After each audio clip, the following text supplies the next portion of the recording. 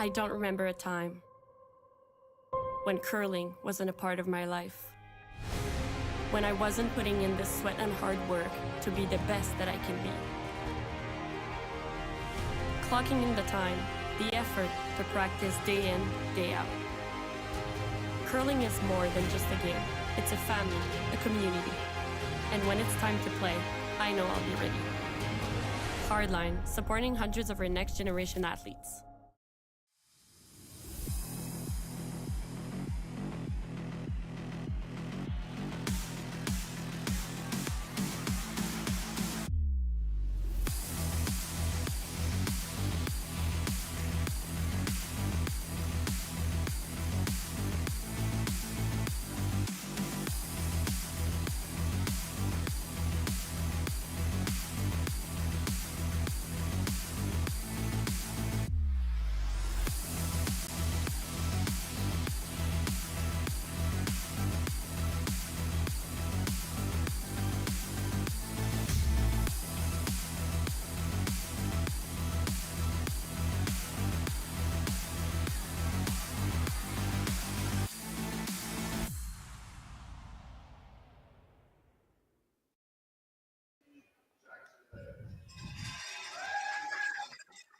Well, welcome, folks. This is Draw 9 of the 2025 BC Men's and Women's Curling Championships presented by Best Western. I'm your commentator, Julie Herndier, so thrilled to be alongside Jordan Tardi. We're coming to you live from the George Preston Rec Center in the beautiful township of Langley. We've got a great matchup for you tonight, folks. We're bringing you a women's game, Team MacMillan against Team Pewarchuk.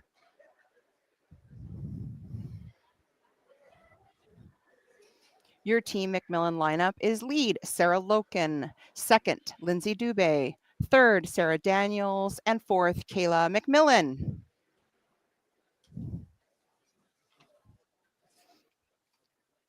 Team Pewarchuk, the lead is Sarah Fisher, second, Sasha Wilson, third, Kayla Wilson, and the fourth, Dailene Pewarchuk. Coach is Cindy Tucker.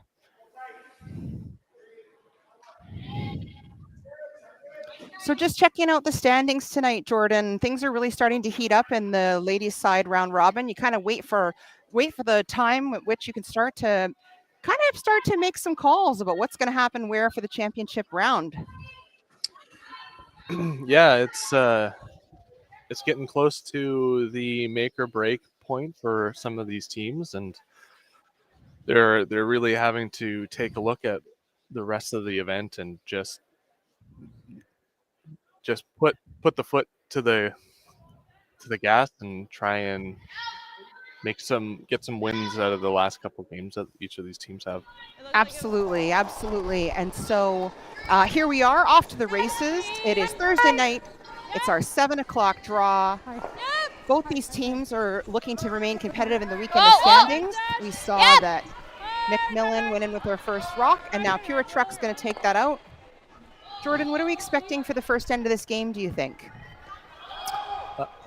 Based on the first couple shots, I'm assuming that they're going to take the first end to just get a little bit more information on the ice with some hits, keep it clean, and start to work in a little more aggression in the second and third end.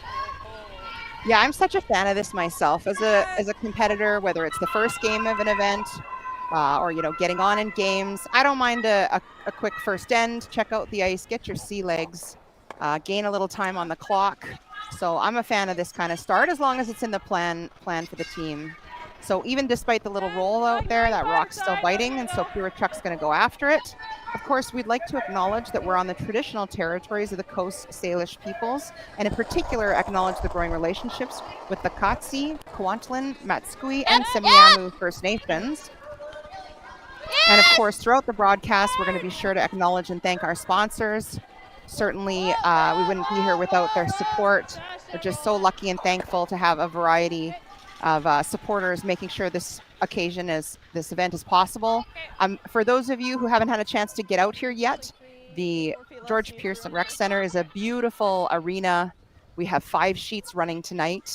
And in fact, Jordan, since this looks like it's going to be another open draw here, maybe we'll run through the games on the other sheets tonight. Shall we do that? Absolutely. All right, let me get my trusty notes here. On sheet A, we have Corinne Brown playing Kristen Ryan. Both of them really duking it out here. Brown is currently sitting at 4-0 and Ryan sitting at 4-1. So that'll be a game we'll keep our eye on. On sheet B, we have Venance versus Jeff Richard. Sheet C, of course, is our featured game between MacMillan and Pewarchuk. Sheet D is Reese Hansen playing Sarah Wark. Sarah Wark still on the hunt for her first W on the board. And Sheet E, Haffley playing Jackson Bayer. Another important game with those teams both sitting at 3 losses and likely looking to make sure they stay there. We're all there. Back line. We're big.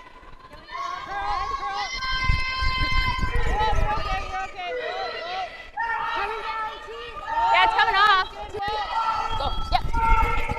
So a solid looking guard there from MacMillan, and now Pewarchuk going to the open side. I missed the call here, Jordan. Were they trying to get kind of around that rock its way out on the wings, or she just called for the open draw on the open side? I believe the goal was just to draw to the open side tighter to the corner guard there. It was interesting to see MacMillan throw the center guard. So it looks like they're trying to put a little bit of pressure on Pewarchuk early here, maybe to try and maybe get an early mistake and try and get an early deuce just to have a little bit more comfort throughout the rest of the game here. Yeah, I agree with you that I liked the call myself. 10. Just a nice nose hit there. And now Pewarchuk going after it. Folks, we want to remind you that there is a daily 50-50. Each day there is a jackpot. Looks like yesterday's jackpot was a whopping $2,490. So I'm thinking the winner took home half. I'll have to check out what the jackpot's sitting at tonight, Jordan, but suffice it to say I'll be getting in on the action, hoping to be able to buy a few pops and french fries this weekend at this event. That was a very good roll by Team Pewarchuk.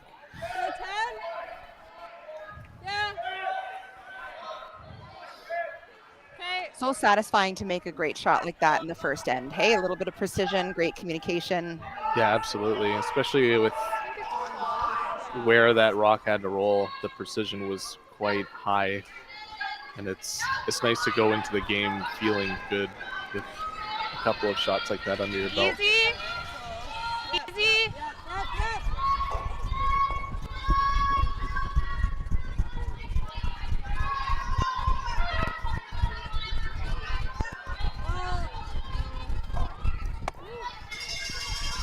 Big sweep there by Sarah.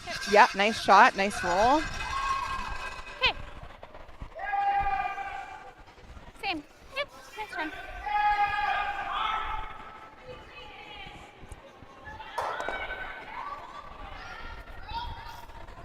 Such a fantastic surface.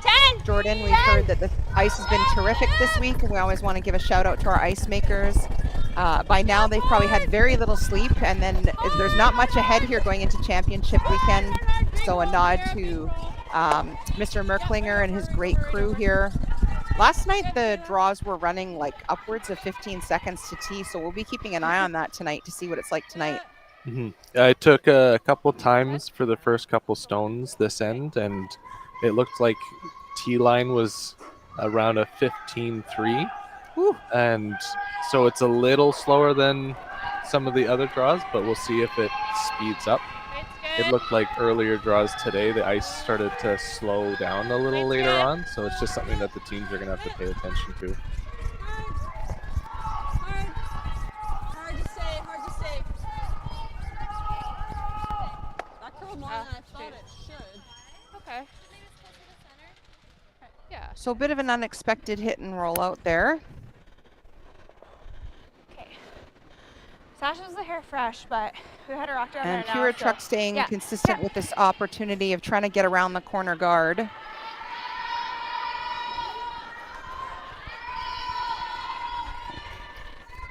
Mine's good. Team better.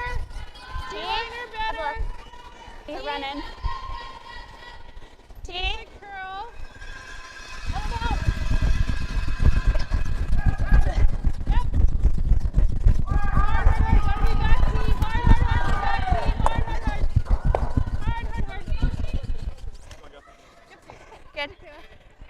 Pretty nice shot. Of course, when you're trying to make a draw like that, you're just losing rings, right? And when that, I mean, if we can call it a corner guard, is so far off to the side. So I think that's a lovely shot. Yeah, And absolutely. Sarah Daniels here going to chase after it.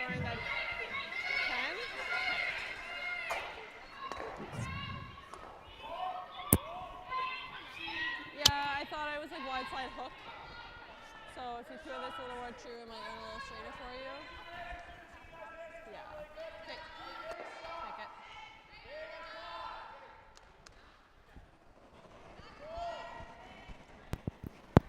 Good. A little quiet.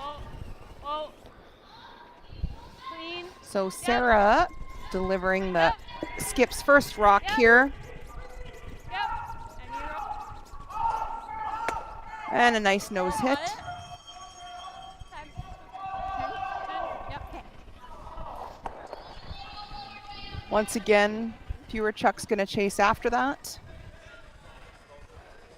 And folks, I promised you I would check on the 50-50 pot, and I haven't yet. So I promise I'm going to get to that between ends here. But in the meantime, a reminder that you can purchase your tickets at curlbc.ca/5050. Pretty sure if you just head to the CurlBC site, you'll be able to find it. And speaking of CurlBC, a shout out, just doing such a great job of ensuring that all of us, no matter whether we have to be at work or in the building this week, are able to keep up with every single game. All these games are being streamed. Of course, our feature game is the only one with commentary, which we're very thankful and excited to provide. But you can check out all the action on YouTube at CurlBC. Screen. Whoa, easy. Watch the roll. Do you want a big roll? Whoa. Ooh, it just rolls a little bit too far, but a lovely shot. And nice, Jordan, to just move things around a little bit, hey? Yeah, just change the path up a little bit. You've had a couple of rocks in the same spot, and now we can see a little bit more of the ice, and both teams get a little bit more of a read on the ice.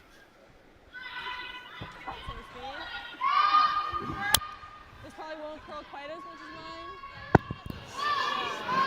mine. What kind of weight do you think she's going to throw here? You know, first end, this is a bit of an unknown spot. What kind of hit weight do you think they're going to look to, Jordan? Based on the ice, my guess is going to be around a 10-second hit, hog to hog. Just gives you a little bit more control with that weight, especially in the newer path. Yep.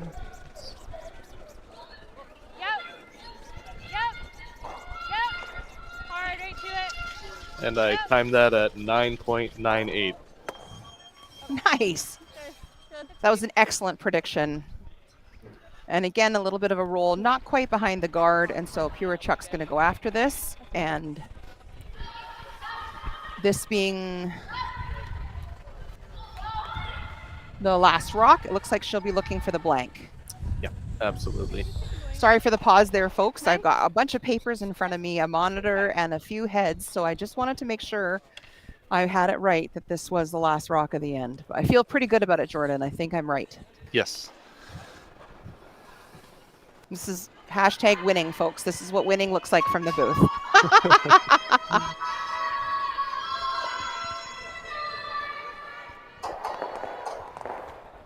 So here we go in the first end. Pewarchuk looking for the blank.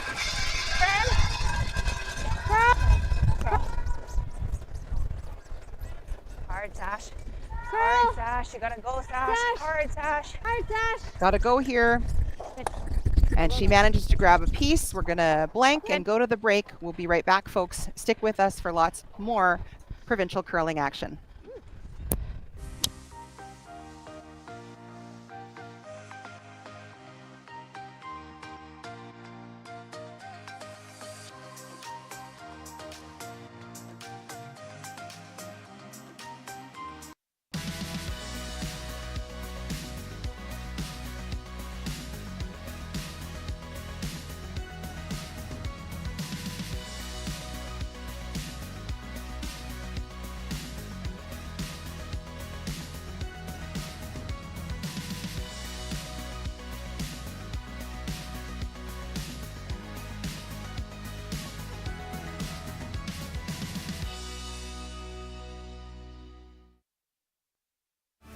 Crafted in Canada, Hardline's ice pad has revolutionized curling for over a decade.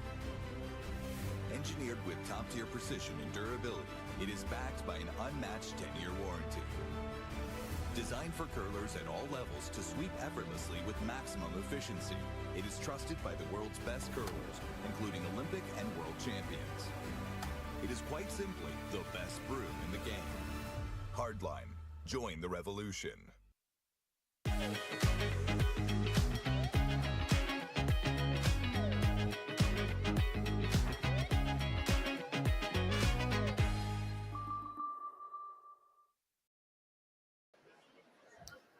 All right, folks, welcome back. We are at the 2025 BC Men's and Women's Curling Championships presented by Best Western in beautiful Langley, British Columbia. I'm Julie Herndier alongside Jordan Tardi. We are in the second end, MacMillan versus Pewarchuk. Pewarchuk threw a blank in the first end, and so we had a guard and now a draw into the rings. And I just wanted to highlight, we talked a little before the break about our amazing sponsors. You just saw, folks, the Bel Air Direct folks are one of the great sponsors of this event. And did you know Curl BC members can receive exclusive home, condo, and tenant insurance savings? Yes, folks, it's true. There is such thing as tenant insurance. And if you don't have it, you can get it. And it pays to be a Curl BC member. So Bel Air Direct is a tremendous and very supportive sponsor of curling. We appreciate it so much. Penny Shantz was sharing last night that year after year, she goes with Bel Air Direct because she does get the membership savings. And she said, despite getting quotes every year, Bel Air Direct is always the most competitive. And curling fans are nothing if not loyal. So we appreciate the support of our great sponsor, Bel Air Direct. Back to the curling action here. Jordan, why don't you catch us up on the shot? Yeah, so MacMillan's team was trying to come on top of the blue, just a little bit heavy there. The blue from Pewarchuk was in a nice spot there. It's in the control zone, and now they're able to split the house a little bit here and try and get in a position to get their deuce.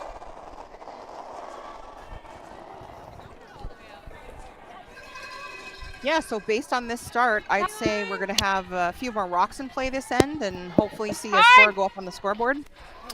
Yeah, I think so. It's Yep, keep going, girls. it's set up for a little bit more of an aggressive end here. It will depend on exactly how Team MacMillan wants to pursue this next shot.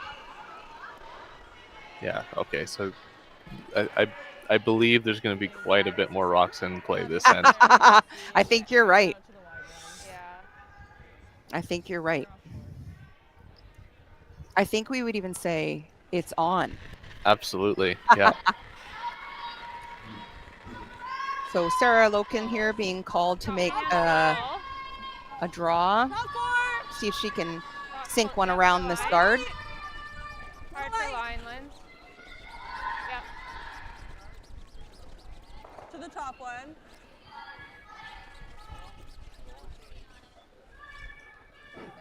So it looked like she just never quite had the weight or the line there, Jordan, because I think they called to sink it around that blue, did they not? They did, yeah. I think it was a situation where they probably could have tried to sweep it there, but it was safer just to let it sit on top of the blue because it leaves them in a good spot, and they really didn't want to chunk and roll off of the blue rock there. Absolutely. And we talked a little bit in previous broadcasts about how, you know, really being ready to call that audible shot or the second shot based on how things are traveling and unfolding is just so critical, and something you'll just see over and over again at this level of curling, where as a thrower and sweepers, you're familiar with the tolerance, and then as the shot unfolds, the skiff is really flexible about making sure that you're making the most or getting the most of the shot depending on how it's going. Yeah, absolutely. And just the team knowing what the tolerance on the shot and communicating with one another where the rock is allows for them to make those decisions in the moment, because sometimes when you commit to the shot and you don't think of that secondary, you're going to be in a little bit of trouble when things aren't within plan. So it's good to see that their communication was strong on that shot just to make sure that they're getting some productive shot making out of that rock. Such a great highlight. So that come around 11-5. stopped at a pretty good spot, 11-5. but there is a corner available for Lindsay to go after it. So I think they called for a bit of a hit and roll here, trying to hit all they could see. Okay.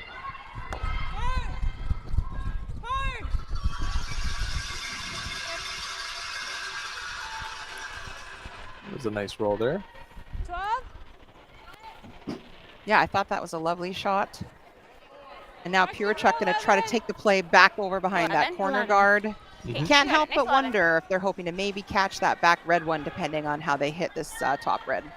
Yeah, it's an interesting position because it might be close where you don't want to commit to the double and risk not getting the roll because it looks pretty close to getting one or the other. Yeah, such a great point. Oh, we're getting really close to this guard. She makes it by the front guard, but unfortunately crashes on the blue. Oh, but gets a spicy roll out of it, Jordan. Yeah, it was unfortunate that one over curled there, but it was a good reaction there by their team to sweep that behind the corner guard because it looks like they might still be second or third as a result. Yeah, great point.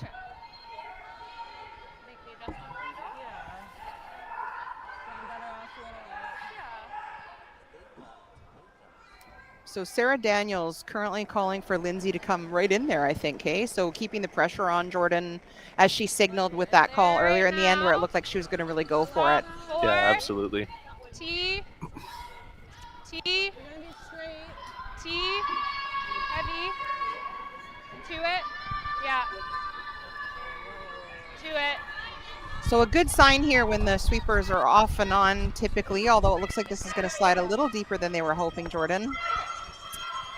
Yeah, the audible there out of the hand was around T-line and might have been a hair heavier than that, but it ended up in a reasonable Good 9-5 position here. there. Okay, I like that.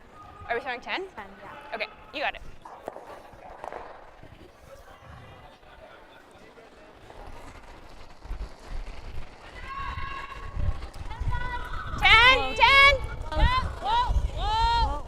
Curl.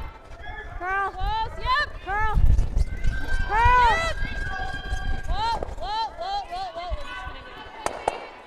Okay. So Kayla Wilson looking to get some granite moving around.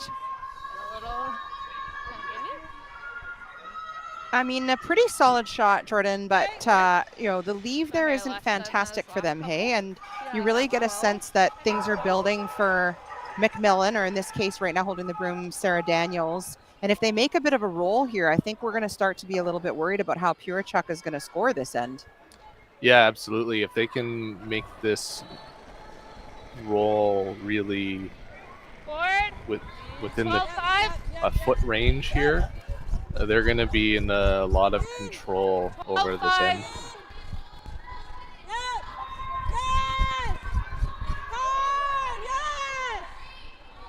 This is really close.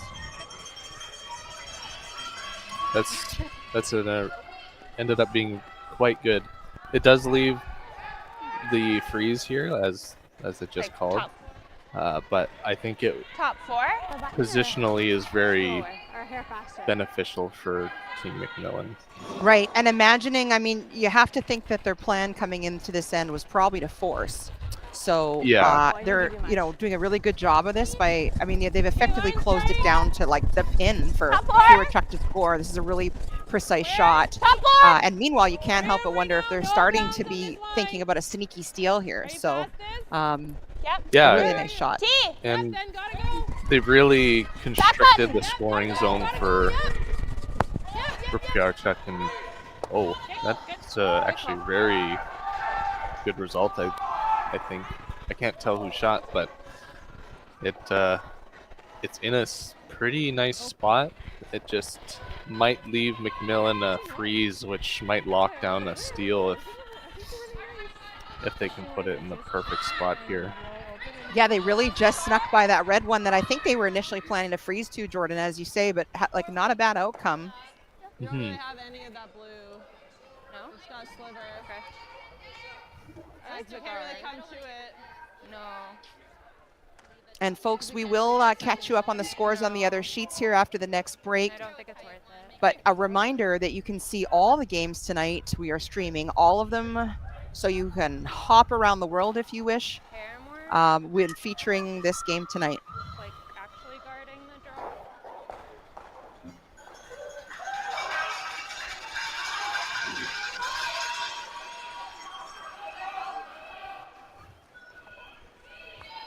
Sarah Daniels delivering the first of the skip stones.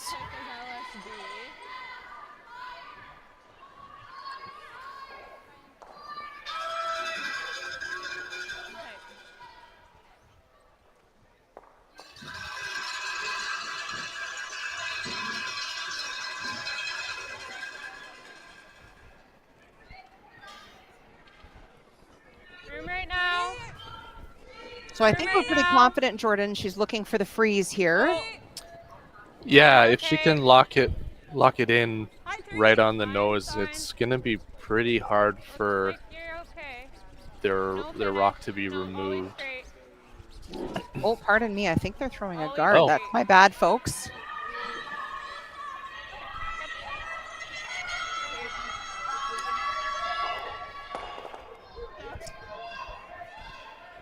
So just not sure, folks, if that was the call or if maybe it was just a bit underthrown by Sarah Daniels. Yours truly was busy looking around the sheets to see if there was an update because I heard some cowbell. So I apologize we missed the call. But now leaving Pewarchuk with really something to think about here in terms of how to score. Yeah, I think just by the fact that they're looking at this, we can assume that red's sitting one. Would you say that's probably true, Jordan? Yeah, based on both MacMillan's call to guard, if that was the call, in this shot Hard here, to tell what. it seems like red How is much space currently is sitting between them? one. There's a good look. And I'm going to give her a draw right back, but I got to get that off the butt. Okay. So you just heard Pewarchuk Are you say, hoping that Dailene, you're gonna I know I'm sit going on to give that them a one draw and- right back, but we've just got to get this, get access to the button. Okay. Yeah, thanks. for sure. Okay, yeah, next 10. You got her.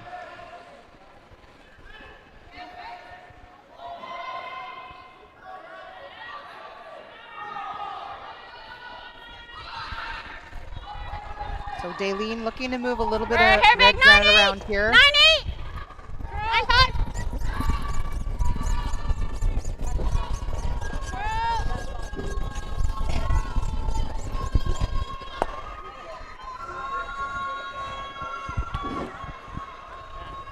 So not the shot they were looking for. It looks like they really thought that would come up more in that spot, Jordan. Despite the best efforts of the sweeper, they just didn't get much movement there. Yeah, it seemed to run fairly straight in that spot. Didn't get enough action on it. And I did just check, and I can confirm that the MacMillan call was the draw. It just ended up being a hair lighter than they wanted. Get right to center. Yeah, I like it. See that, folks? You won't miss a moment with Julie and Jordan on the call here. Love that. Yeah. And it just shows to how valuable having streaming is at these events. As a spectator as well, you might not see a moment happen when a lot of people start cheering, but you can always go and check, and it's excellent to have. Agreed. And a huge thank you again to Curl BC and Curling Stadium. Top 4. Okay. Line's good. Close. Line's good. All you. Little bit of room. So Lindsay Dubé, the lone sweeper right now, tasked with escorting this rock in. Line's good. Get it there for weight. Line's really good. Touch top button. Good there. That was an excellent shot. Wow, what a shot.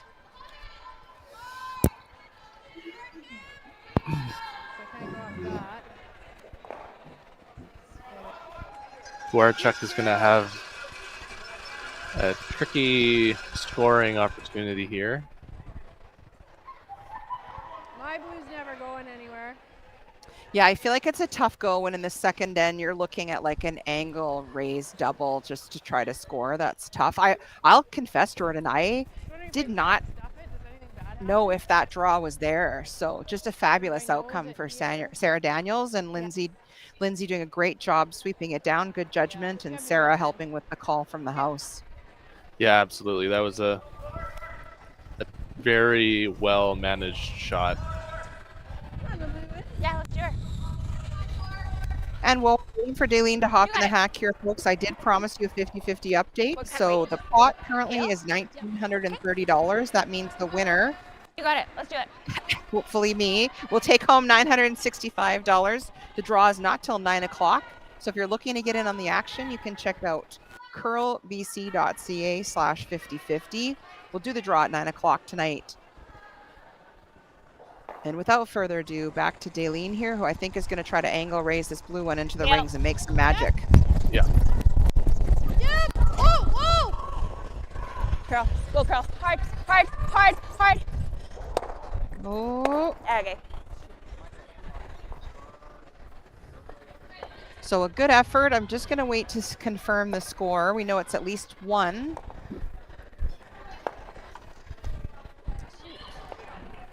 Just backed out. And we may have to go to the break here, folks. But we'll make sure we have a score for you when you come back. That's really cool. And it is 2.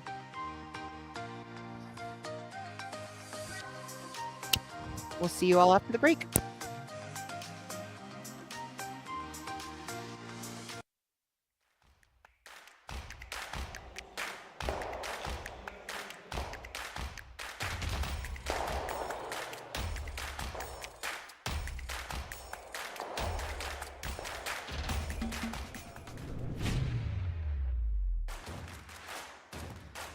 Imagine being able to stream every curling game from every sheet from any event, be it your Wednesday league game, bonspiel, or corporate event. Curling Stadium offers an all-inclusive streaming solution featuring high-quality cameras, ease of use, great reliability, and minimal installation. Offering your sponsors customizable ad space on your streamed curling games and being able to sell video packages to your corporate events for increased revenue. With Curling Stadium, you can stream to any device, be it your mobile phone, tablet, or computer. Push the feed to your desired platform, be it Facebook, YouTube, or any other social media. Curling Stadium is simply the way forward. Where it's commonplace in other sports to televise every game, we want to do the same. Curling is a global sport, and it's time it gets the coverage it needs. Make your curling club the next Curling Stadium.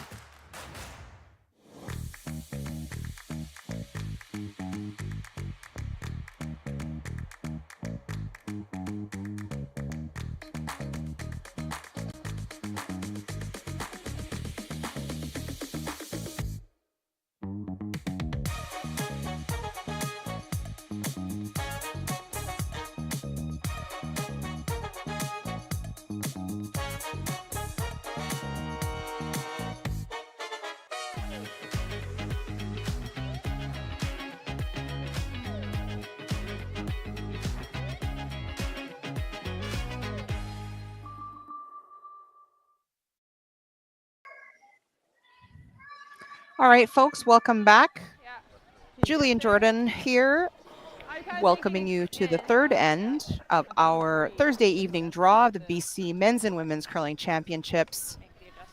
After 2 ends, MacMillan stole in that last end, so MacMillan is leading Pewarchuk 2-0. And Jordan, you may have noticed that, well, I will confess, I missed introducing Nicholas Adine as the coach of the MacMillan team. And y'all may have noticed that, in fact, Kayla is sitting back with Nicholas tonight, and the team is running with 3 this evening. So we will make sure we are modifying our broadcast. It makes things pretty dynamic and busy for a team when you're only playing with 3, Jordan. So tell us what you think, how things will shift for the plan for the MacMillan team based on that tonight. Yeah, so I'm sure Do you ever like the hit and as roll a on team that they've one? discussed situations like this You before can go there or even if we before get the it, event, we can it's go always big good too to if we have can. an idea of what we can do in case Sorry, 11. we aren't playing with the full team.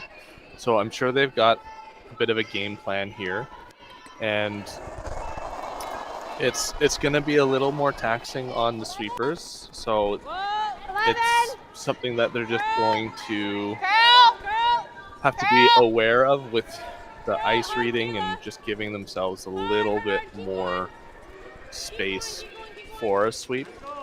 And it technically does give each of the sweepers one less rock to sweep, but all of the sweep is on them. So it'll be a long, exhausting game for them, but I'm sure with all of their practicing, they're totally ready for a situation like this. Yeah, well said. Absolutely.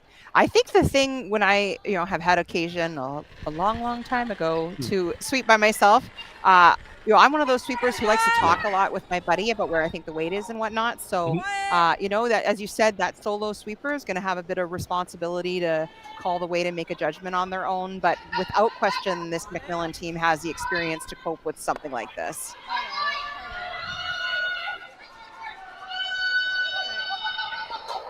So we've got a couple guards in play, Jordan. What do you think Pewarchuk's got in terms of a plan here for this third end? So it looked like at the start they were going to go for a double corner situation. The corner seems to be a little higher than they had originally wanted. So it appears that they are doing a little bit of a pivot to try and get a blank in the third and try and get their juice back in 4. Okay. Some water. I thought I threw it, guys. Yeah, I agree, and not quite removing that rock.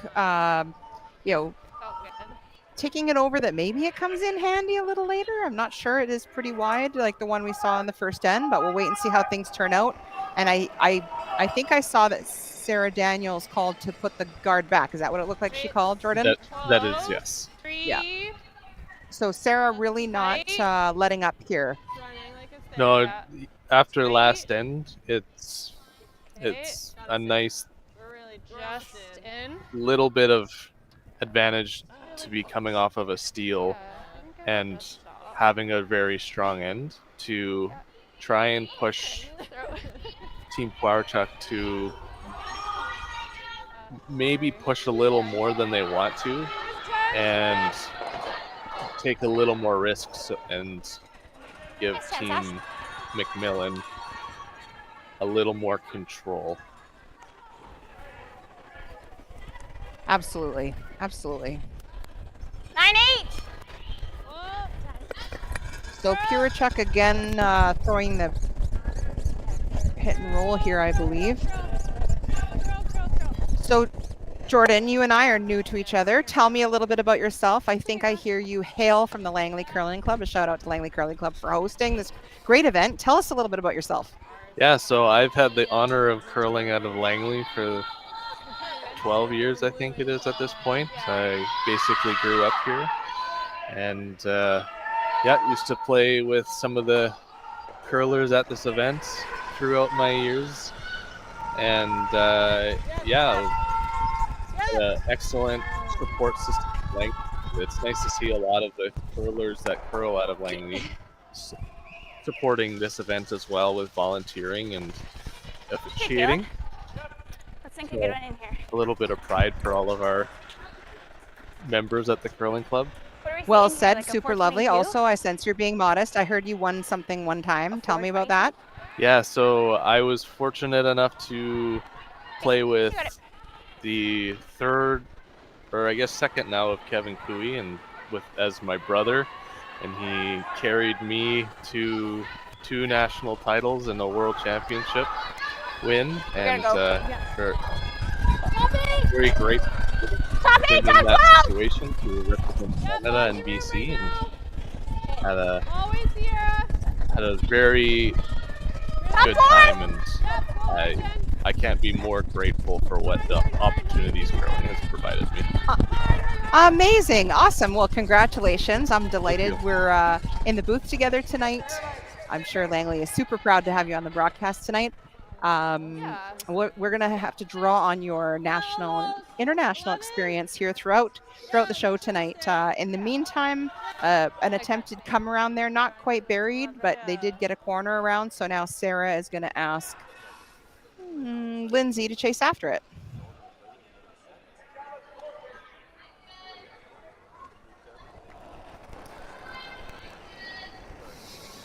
$11.5. 11.5. A little less. So as you mentioned, Jordan, really trying to throw that down hit weight so that you have an opportunity to, work with the stone a little bit. We typically hear teams throwing somewhere between like a 9 to 9.5 for like a regular hit weight. So 11.5 might be a bit down from that. For those folks at home who aren't familiar with timing, can you tell us a little bit about what is the deal with timing rocks? Okay, so there's quite a bit of ways you can time. Some have more value for different shots than others. Almost 13. Hog to hog is globally the one that is used the most due to its information that it provides throughout the game. And so that's when we're referring to hits at the 10, 11, or sometimes even a 12 for a really low weight hit. And it's just a really easy way to translate the speed of the rock for all of the players so that there's understanding on what exactly the weight is we're trying to throw here, as well as for draws, just getting that information when the other team is throwing of what speed the ice is currently sitting at, so that you have a more accurate read on when you're throwing your draws. At the start of the game, I took a time, and I haven't taken the time recently on the draws, but typically the start of the game will be a little slower, and throughout the game it'll speed up as the paths get worn down a little.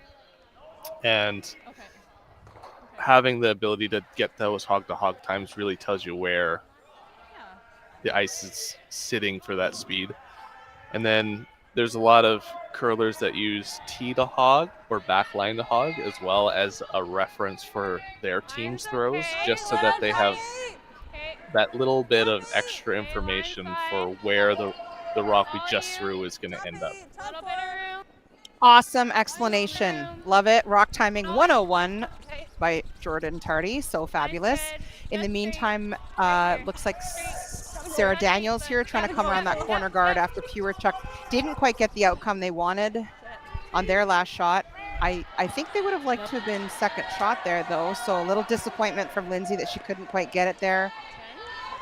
Did you like that 11 we were throwing earlier? Yeah, the line for that shot was very good. Just, it looks like a couple inches from achieving that second shot. I was going to say, Jordan, I admit that I was curling in a time before stopwatches came along as a reference point, and so we used to have to refer to like different clubs you'd played in. I actually curled juniors at Richmond a lifetime ago, and you'd play bonspils around, and you might get to a new club and say, oh, this is like Richmond ice in the third end, or this is like Richmond ice in the first, or now my husband plays in Tunneltown, and if we go anywhere, shout out to Tunneltown, by the way, if we go anywhere, my husband will say, oh, this is like third end Tunneltown. So a great explanation of rock timing, and just the amount of value. I, as a thrower, really valued your hog to hog times, but as a sweeper, I really felt that back line to T line time just helped so much with an additional reference point alongside your eyes of where that rock might end up. Yeah, absolutely. And to your point of using references for weights, like that is also something that's used quite a bit with just even the feel of the ice. The feel of the slide might be 4 feet faster than this other club that we usually practice in, because using the club you play in the most, like you said, is a good reference point. And just being able to articulate that in a way that everyone understands is a huge advantage to be able to have on your team. Love that. Yeah. So Pewarchuk knows that rock, and now kind of sitting a sneaky 2, I think. Is that what you see too, Jordan? Yeah, I think Team MacMillan is going to try and roll this underneath. Otherwise, I think they might be able to have a relatively open shot for 2, or at least a chase bump out for 2. Whoa. Whoa. Whoa. Close. So Sarah Daniels throwing the last rock here for Team MacMillan. Just noses it, and therefore I think leaving Dailene no hesitation to effectively run right down there and try to get this hit for 2 that, again, kind of seemed to sneak up on them a little bit this end. Yeah, it just was the one rock that didn't quite get there that is giving them this opportunity for their 2 and to be back tied.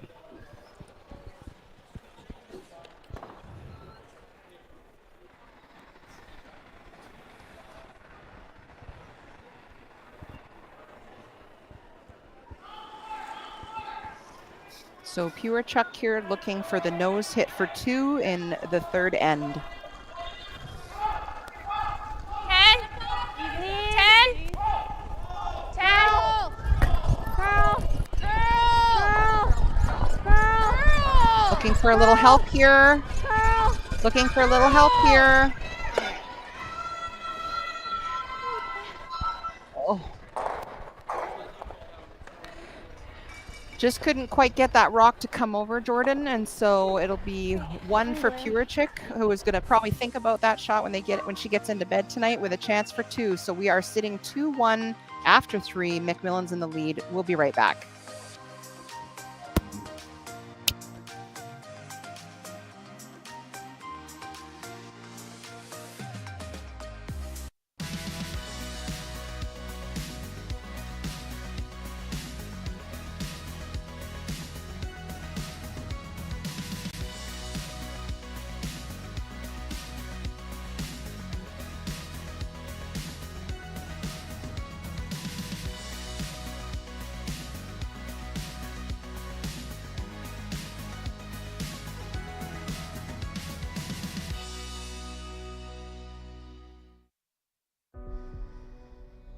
Everything I've worked for, everything I've sacrificed,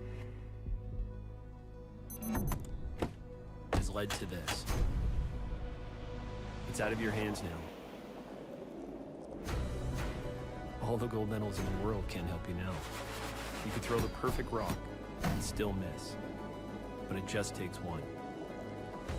You leave it all out there on the ice to leave behind a legacy.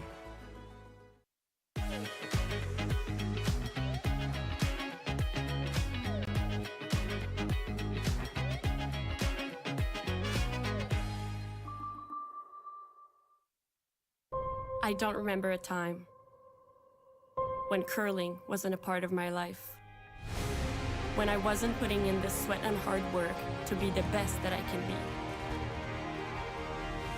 Clocking in the time, the effort to practice day in, day out.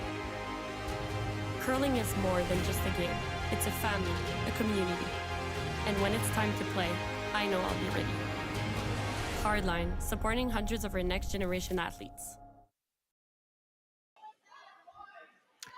All right, folks, welcome back. Julie and Jordan escorting you through the Thursday night draw at the BC Men's and Women's 2025 Curling Championships. We're so thrilled to be alongside you.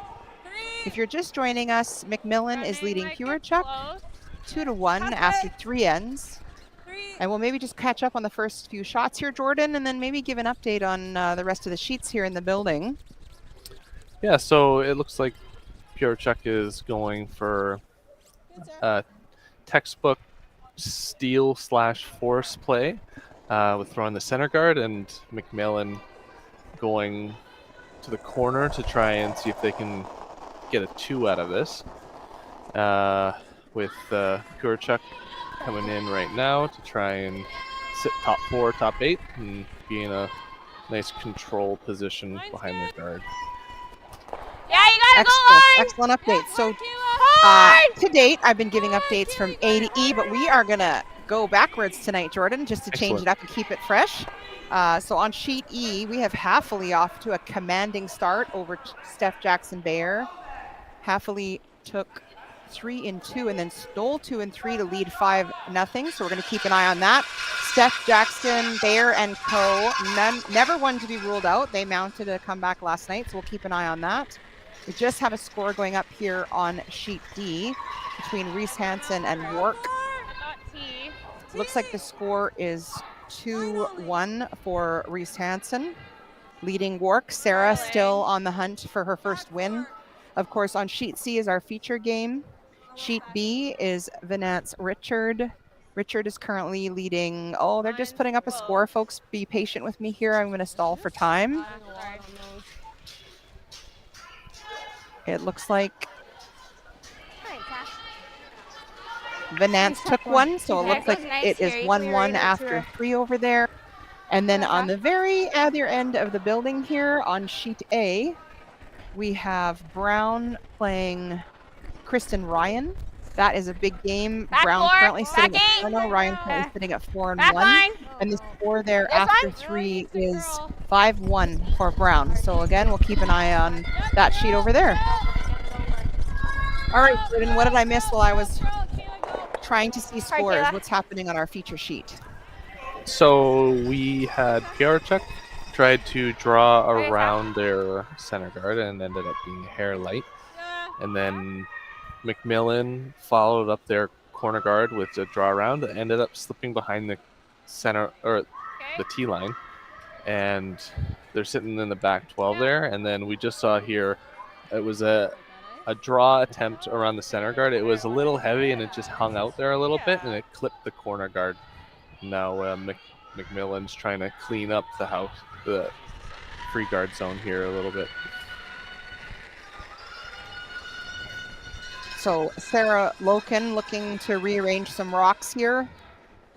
If you're just joining us, MacMillan is playing with 3 players tonight. So Sarah's throwing the first 3, and then Lindsay's throwing 3, and Sarah Daniels, that is, throwing skip stones. So pretty solid outcome, would you say there, Jordan? Yeah, I'd say so. You got rid of one of your center guards that you're having to deal with. It's opened up the side a little bit, which probably wasn't something that they wanted to happen, but it's still opening up the house a little bit and giving them more room here if they have to chase up Pewarchuk. Yeah, such a great call, and you know, a reminder here that although I would imagine that MacMillan with the hammer, or Sarah Daniels in this case, is looking to score 2, right? Likely their plan is just to make absolutely sure they have a chance to score this end. So as you say, so important making sure that that 4-foot is going to be accessible. Yeah, exactly. Because even if, based on the center line guard, even if there's a stack of blue behind that, they'll still have a portion of the button here, and they're going to attempt to continue to open it up a little more, and it might allow them an opportunity to split the house depending on how things go. It's good. It's good. Oh, no. It's good. No, never.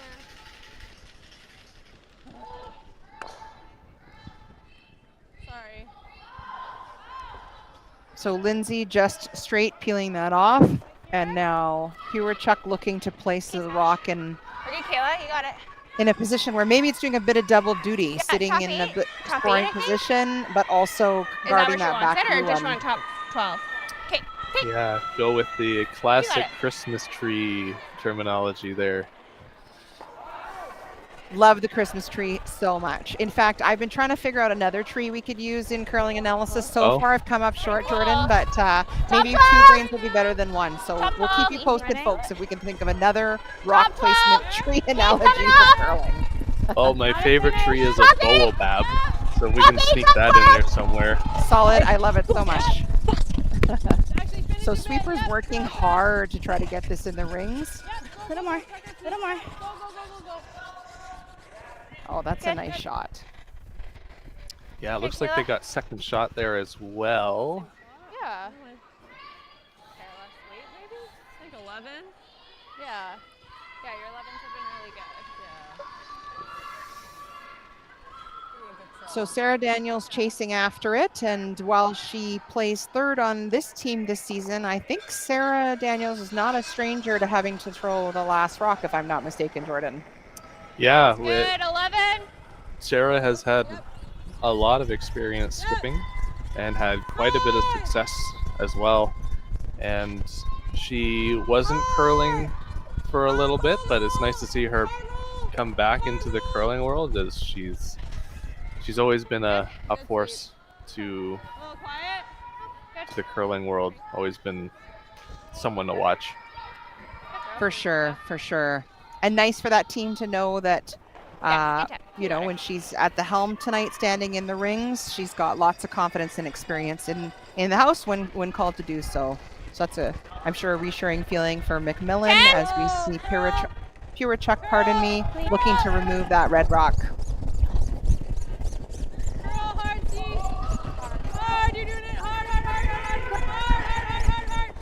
Looking to get a bit of a rollover. Oh, Atta girl.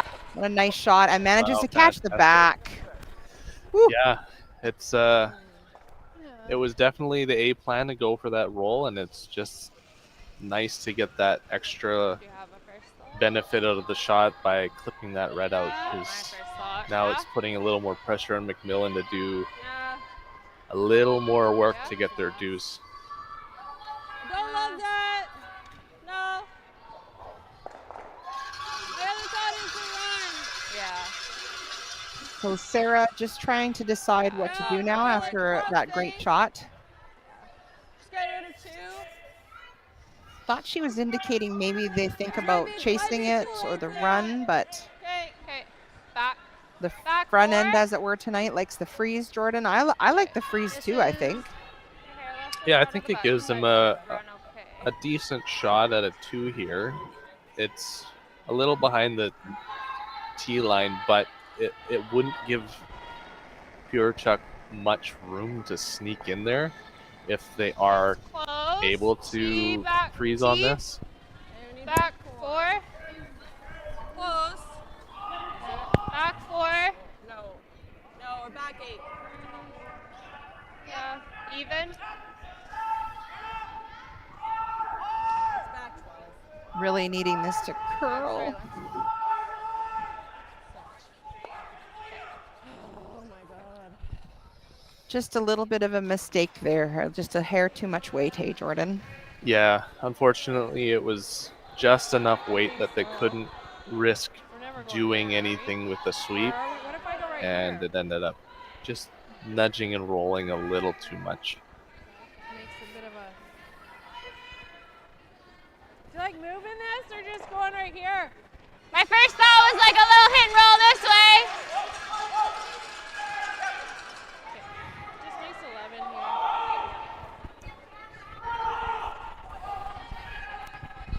I think we make her look at a few, right?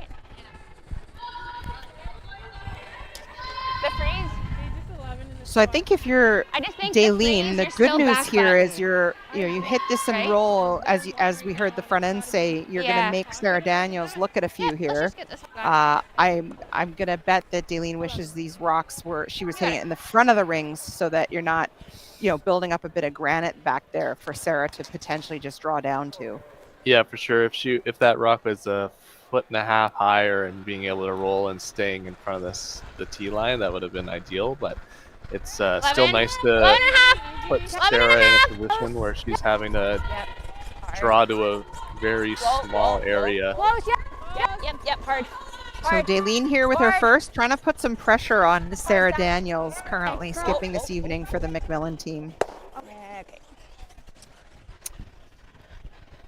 So she hits and sticks. She Rewind was roll. trying to This roll way, away there as you face it to the right to the screen as we're looking at it. Be like, My other thought is you could just play the double, sit Yeah. shot, wide open house. for this might give us a chance. Hand roll might just also be for a force too. So. So, but this is it all for people. Sounds like the discussion being whether they hit and roll on top of that blue one, Jordan, or maybe go for the double. Did it sound like they were talking about at one point?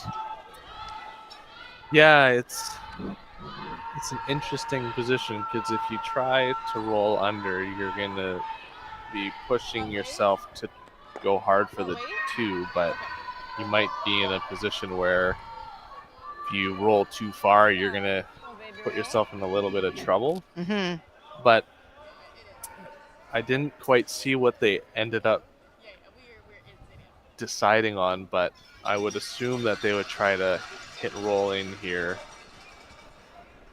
It's good. Clean. Even just a nose hit here and getting 2 of those out is pretty good. Double. I agree. Close. Good. Quite a lovely shot, if you ask me. Absolutely. Not really though. Frozen's perfect. Yeah, it ended up being in a really nice position because it's hard for the chase because you'd end up having be to patient put it with this really one. thin. They remove Not it kill the line on or it. play a little too cute to a blue guard. So it ended up in an excellent What do you think, like position 14 and a forcing half? the freeze here. Okay. Yep. So a pretty critical, pretty important draw here Okay, you got for Dailene. You hear the front end confirming the time. Dailene checking in with them, what she has in her mind for a draw. And then everybody settles in, prepares. You have that tolerance in your mind and making sure you're looking to make a really precise shot here. We're just top 4 right now. Just top 4, top 8. Per our discussion earlier, you saw them timing the rock, right? And then they check the time. You got to compare that against what you saw with your eyes and then to make a call. Hard line's great. For sure. It's a big sweep here. Go, Sash. Go, Sash. Go, Sash. Fast, Sash.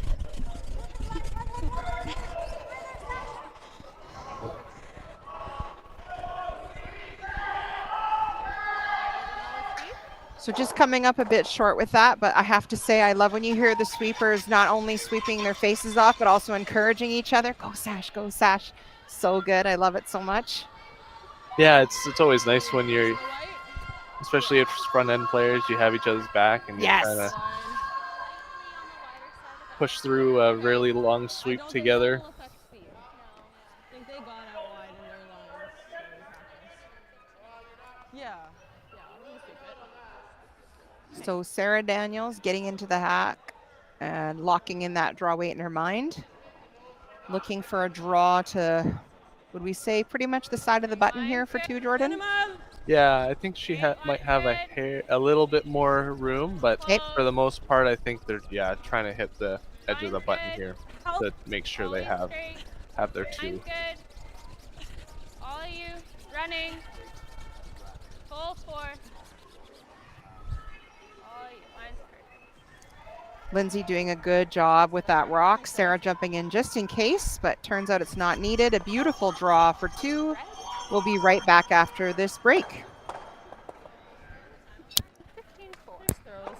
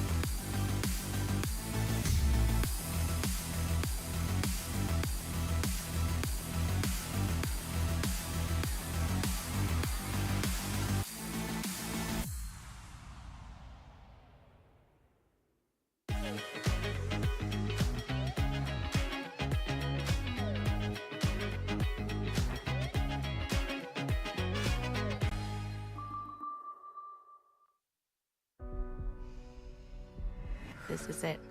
It all comes down to this rock. The hours in the gym, the weeks away from my family. This is what I've been training for.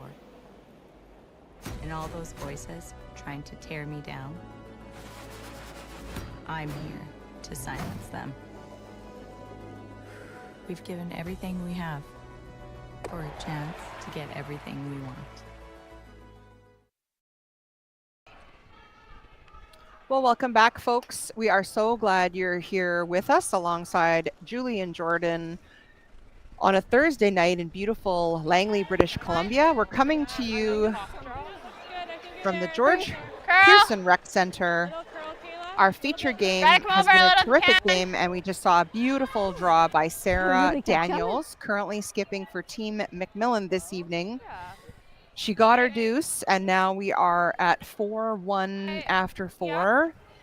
I think we are seeing a little bit of a change in the plan here now based on that that 2 from Sarah Daniels. She called the first rock into the ring, so maybe a little bit of change in the plan now based on the scoreboard. Would you say, Jordan? Yeah, absolutely. It's likely that Team MacMillan is going to try and keep it a little more simple now that they've got a 3-point lead, and just put enough pressure on to force here, but an easy force, a safe force. They don't want to do anything too risky and just try and keep the rocks in the center to prevent the splitting the house for an easy 2. Yeah, great call. A safe force. I love that. I'm stealing it. I'm using it all week. And I want to just point out that was a lovely corner guard by Sierra Fisher there. So I think Dailene is looking to make use of that hopefully at some point here. Yeah, and it looks like that's the depth that is ideal on this ice. It's curling nice, and you don't want to leave the guards too high, otherwise Team MacMillan would be able to chase it. So it's in a nice position to keep your rocks safe.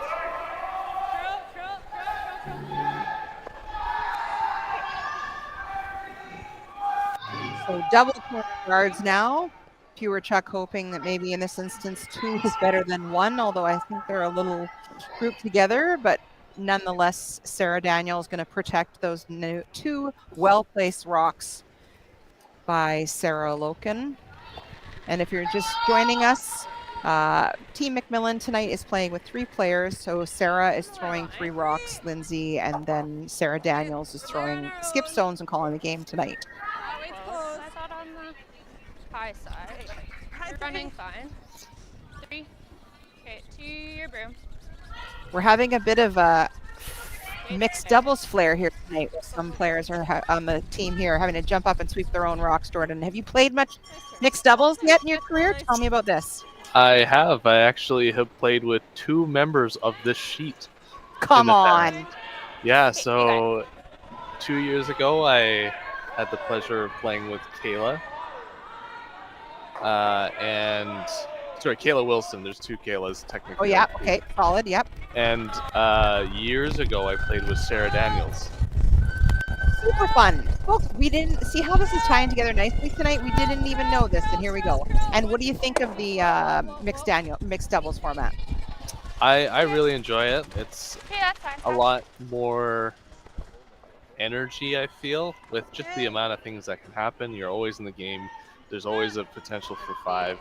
Lots of rocks in play. I think it's a really fun format to watch as well as play. And it was exciting to watch the Olympic trials this past couple months and the lead up to it. Yes. One thing Penny and I were chatting about last night is just all the different opportunities, where the game of curling is growing now, right? All the different styles of curling. There's stick curling, there's mixed doubles, the traditional 4-man or 4-woman curling. It's just so exciting, so great for the game. I'm going to interrupt myself here just to highlight that great double peel by Lindsay. Lovely shot there. So now Pewarchuk having to really rethink these, but I was going to share a hilarious story about mixed doubles. Jordan and I have 2 teenage girls who are heavily entrenched in softball, so I myself have had to set down my my curling broom for a little while, but my husband and I were chatting the other night about maybe we could come back to curling at some point when we have more time. And he said, I think I'd like to try mixed doubles with you, honey. And I said, well, I'd like to stay married, so we're not going to curl together. I think the choices are mutually exclusive. We're going to curl together or stay married. So no mixed doubles on the horizon here for the Herndiers, but I really enjoy the game. As you said, it's so fast-paced and awesome addition to the Olympics.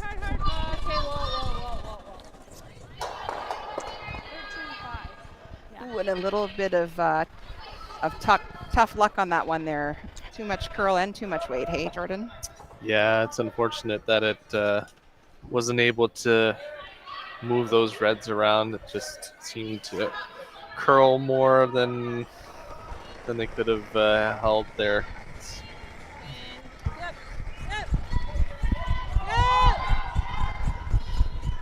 So now MacMillan, aka Sarah Daniels, peeling away here. And we have to imagine that at this point, I'm wondering if Dailene is maybe thinking about changing the plan for this end.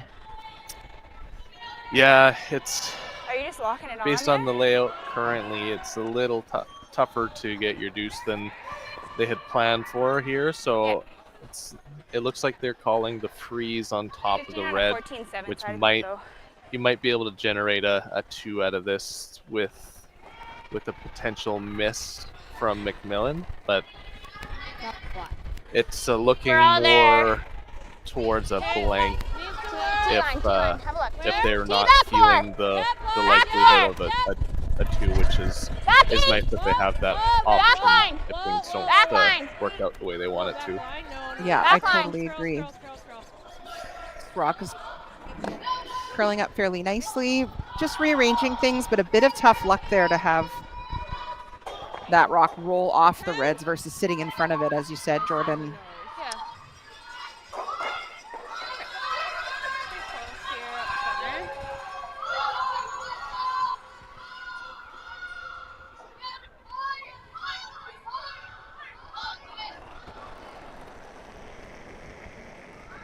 Easy, 10. Easy. So Lindsay looking for the hit here. I think they want to be a little bit thoughtful about where they leave their shooter. Good. That's a pretty good spot to leave it. You just gotta Yep. move them now, Kayla. Yeah. 9. Okay. Yeah, you definitely want to try and remove a couple here just with those rocks being so tight together. It's hard Yes, to and get above the tee line. Like we're now, now I'm gotta make sure you have a chance to score here if you're Dailene. Yeah, absolutely.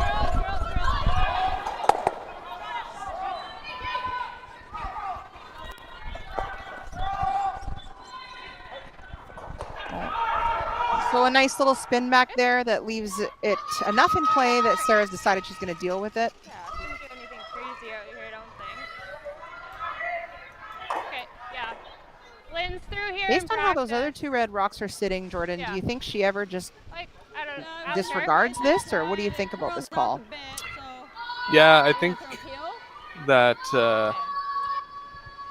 nosing this and having this on the edge, they're probably still, Pewarchuk's probably still going to go for the double here and try and just maybe leave yourself a double in your second one. Yep. It's tricky because you make your double and then MacMillan hits and rolls to the other wing and now you're forced. It's an interesting thing for them to consider, so we'll see what they decide to do here.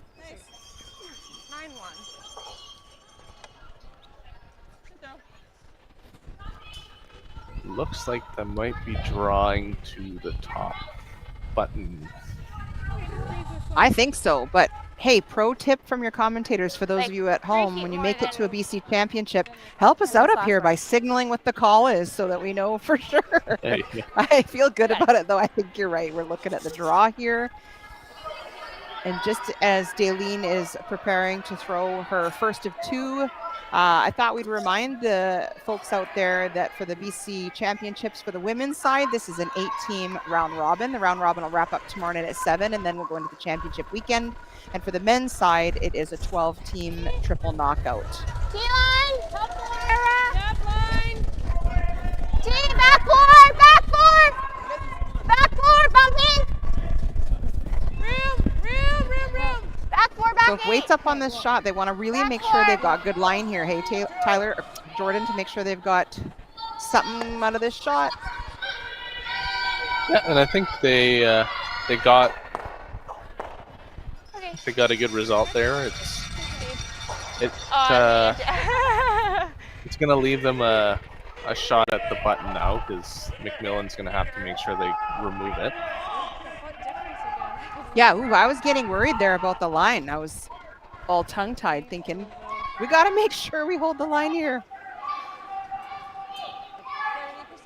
clean.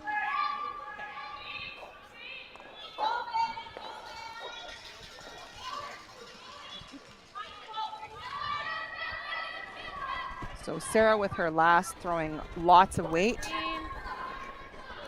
looking to remove the Pewarchuk rock.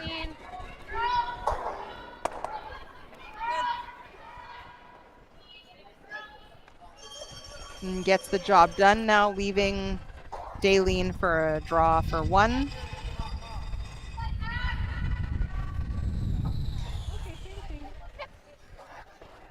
Same speed, great.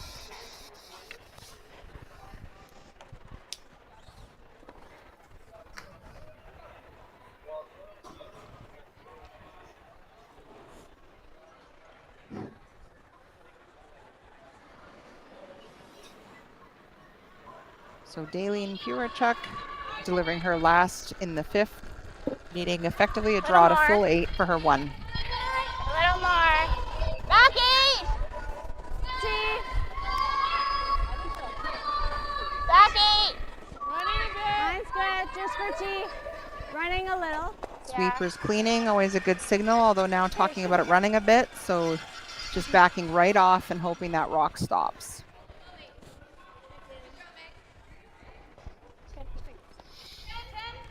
A sigh of relief. That's 1 for Pewarchuk. We're going to go into the break here. The score is 4-2 after 5. We'll be right back.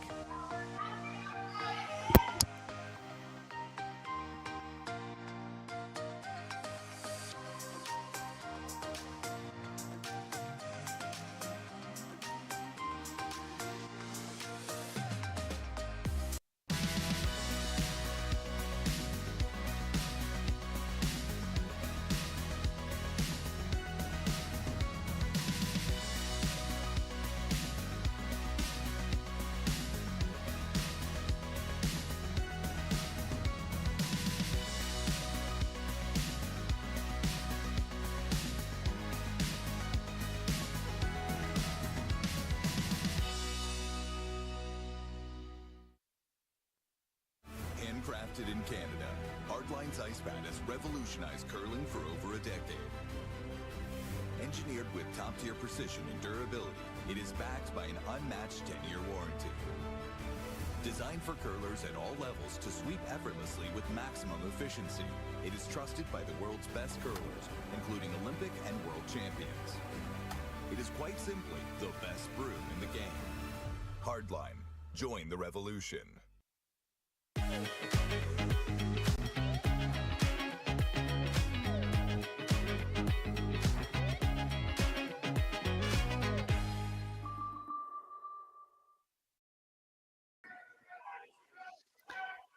Oh, and there we see it, folks. A few signs in the crowd cheering on the teams. We're so thrilled to be here with you for the BC men's and women's provincials.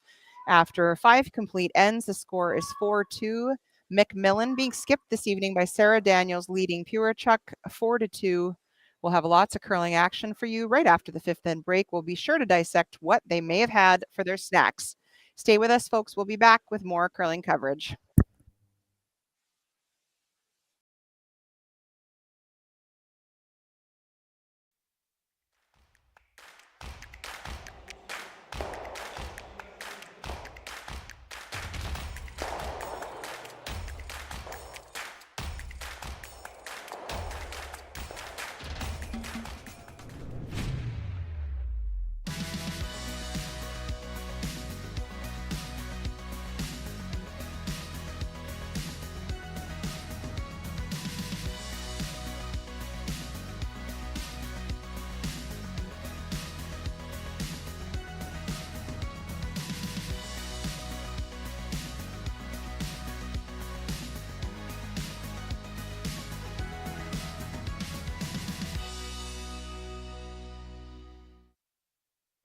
I don't remember a time when curling wasn't a part of my life. When I wasn't putting in the sweat and hard work to be the best that I can be. Clocking in the time, the effort to practice day in, day out. Curling is more than just a game. It's a family, a community. And when it's time to play, I know I'll be ready. Hardline, supporting hundreds of our next generation athletes.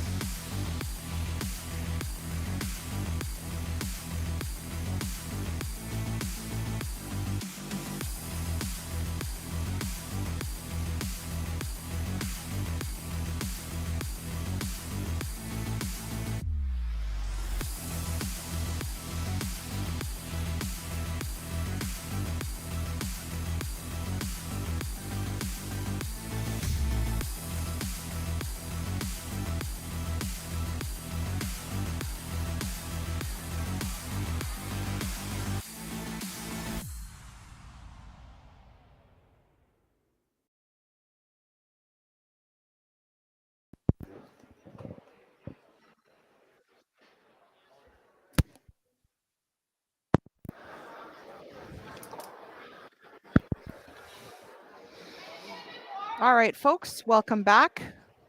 We're coming to you from beautiful Langley, British Columbia, the George Preston Recreation Center.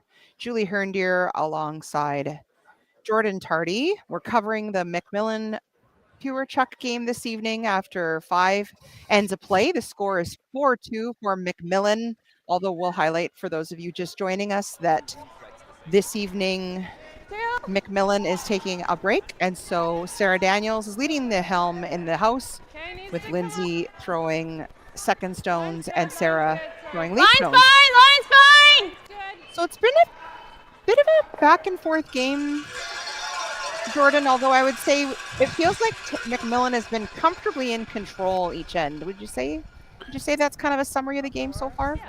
Yeah, I think they're just getting a little bit more out of their rocks, and they're staying in that control zone a little more, and they're able to leverage that to force Pewarchuk to play just a little bit more difficult shots, and it's allowing Team MacMillan to have a more comfortable game while staying in control.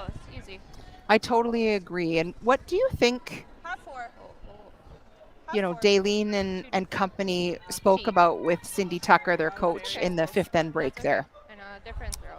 They probably took a note of the ice and the rocks just to make sure they're all clear with how they're feeling about their rocks and the ice, just to maybe get a little bit more information so that they could maybe have a little bit more control over their positioning. And they're probably looking at putting a little bit more pressure on MacMillan to get that fourth. And just try and keep them to one this end or the next end here, so that so they can pursue a 2 next end and start to climb back to an even score. I totally agree, and I know there's lots of playing time left, but having the hammer, going into the 6th end.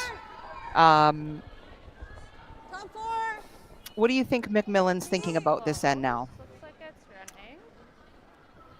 They're probably going in this end with a similar mindset to the last end they had hammer, which was just try and have a safe 2. They're probably going to try and keep it open after once they 5 rock rule has concluded, and just try and keep it a little more open and clean, just so that they can have an opportunity at a 2 if it presents itself, or just continue with a blank. You got it, top 8. So a little bit, I think, of a mistake there by the MacMillan team going behind that rock and now leaving Pewarchuk with an opportunity to draw a second stone in here. Straight if you can. Already lots of rocks in play. Top 4. Oh, it's not curling at all. Back here? Yeah. Yep, make sure Straight. you're behind this blue. Or just T. Don't go beside me. Whoa, you're there. Sit, baby. Okay, good go. And just to jiggle things up. The intern. Yeah. First that was the intern run. So a little deeper, I think, than they were imagining. Now giving Sarah pause. We'll listen in. Okay. Throw this out again. Like my slide. So it's definitely a peel. I heard Lindsay mention the run, so I'm not entirely. I'm under the impression that it's just the rip the peel. A little quiet. Yeah, based on sweeping, I would absolutely agree.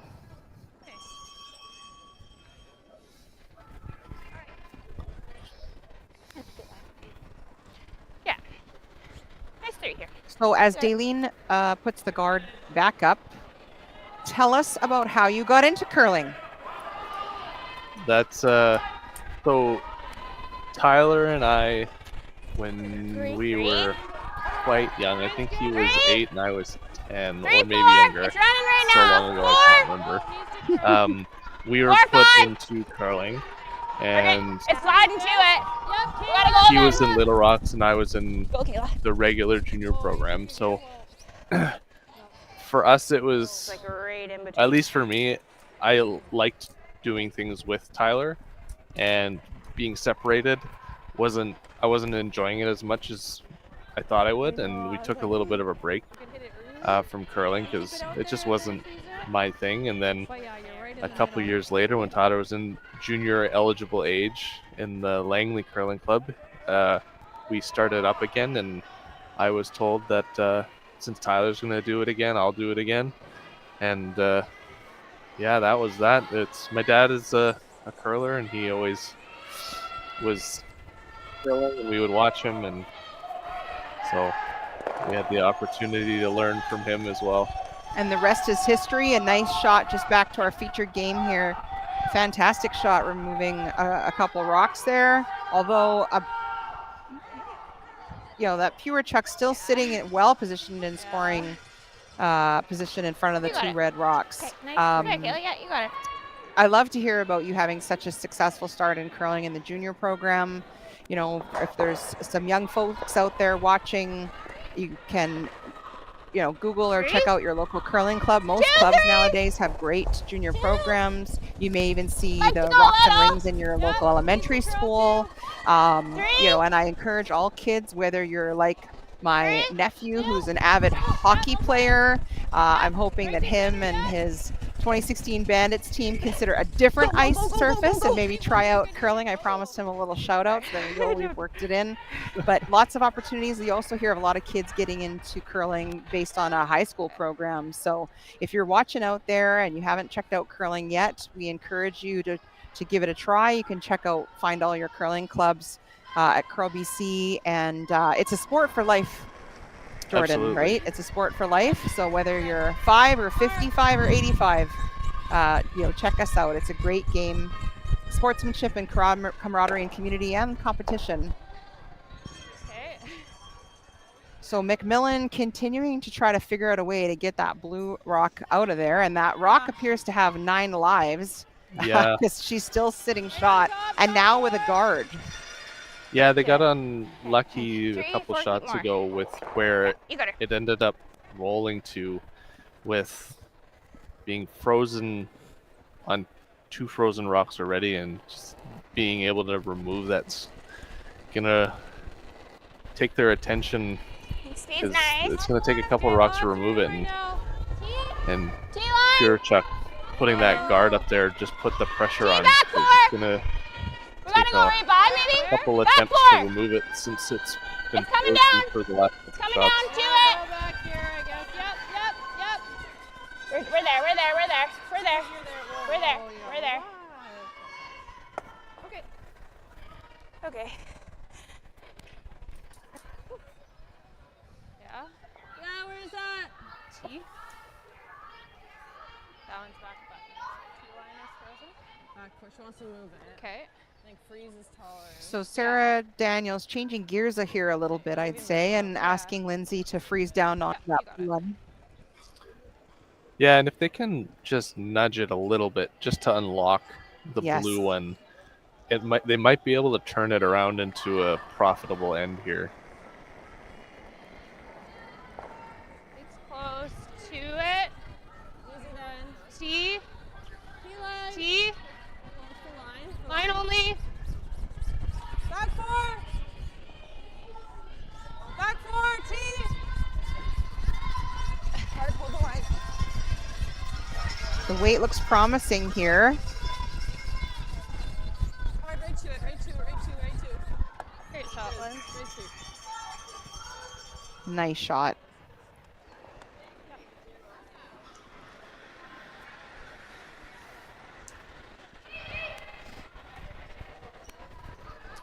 It's hard to tell who shot. Are we I was still just gonna shot? say, I was Oh, just gonna they say are? it's hard to tell who's shot. So I'm glad it's You want hard the for them corner too. I feel crooked? less bad about myself. Yeah, just like top 4 is your weight there. But I don't think Dailene really has much choice on this call, 3 feet less regardless than of you gave us coming on your who's last year. shot. Yeah, if they can lock one on top of here, they're looking pretty good for the force, which is The goal. yeah. It'll be interesting to see what Sarah calls on their next if they make this, because it looks like there might be an opportunity to use the rock just off to the side on the 8-foot to maybe jostle things around, especially if it's close to seeing who shot. Straight. We're just Oh yeah, I top like 12. it.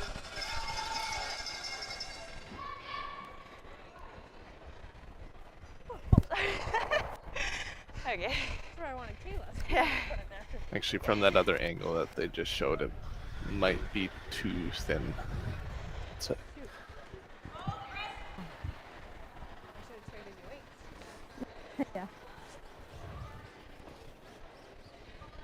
So Lindsay coming down to confer a little You always bit. had the open draw. We were chatting on a previous Yeah. episode Top 8. about how as a front end, if you have some input for the back end when there's a complex shot being called, it's really important that you come down Top and 8 chat with really the skip and the third during the discussion versus can't, waiting for your like- skip to slide Yeah. down Okay. to the hack end. Is that what your teams have historically done also, Jordan? yeah, absolutely. Kinda It's that same ice it's as really good here. to also know when is the right time to do things, like when the skip is discussing with the third. It's a good time usually to maybe come down and take a look. You don't always even need to make a discussion, but just to see the angle, just so you understand, is also helpful. And one of the rules we had is if the skip passed the close hog line to the throwing hack, you're committed.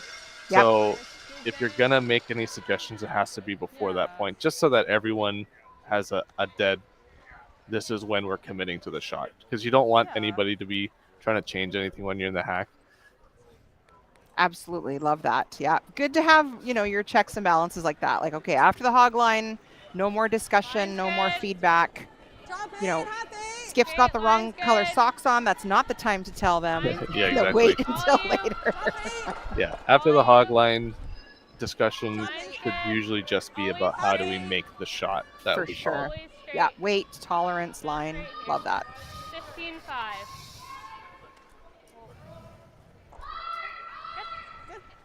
Good though.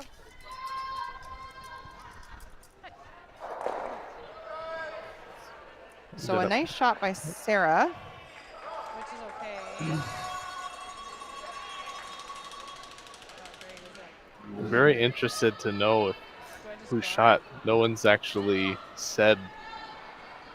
I think we just heard Sierra ask who is shot. How can we get a shot ever? winning shot ever after this shot. So how's she getting 2 or more? Yeah. Yes, that's what I mean. Do I block it? So then I block the tap and the... Yeah, like you gotta block the tap and this. Yeah, I think so too. Gotta be pretty tight. Yeah. To make her draw hard. Yeah. It's a tricky business here, speculating She's about always what the gonna right have call this might be side. when we're just not sure who Can't guard is them both, shot, I guess. although, because even by way of her, what it sounds like she's trying to do is block the path or block the tap. It's unclear if she's blocking the tap for them to tap in and be shot, or for, She's to got get some on 2. this side So though, hey? Or not really? I don't see our blue going anywhere. Yeah, because with this guard, you're Like a 2 here? Is what you're preventing looking any for? promotion of the rock that 3? might be shot, Just offset. or the potential no, being turn, able to got be it. shot 2 after this with a little bit of a nudge. But like you said, it's kind of hard to speculate when we're not quite sure who shot. We're just a 2. Okay, go a little bit then. 3! Okay, needs so to work. Dailene with her last Hold one it. in 6. Line's Gotta be good. 3 on this line. Line's good. Keep it straight. Hard. Okay. Keep going. Over and off then. Yep. Yep. Keep You it gotta going. go, Hard. Kayla. Yes, you have to cover it. Yep. Yep. Hard. Looking to get that over to block that red rock for the tap.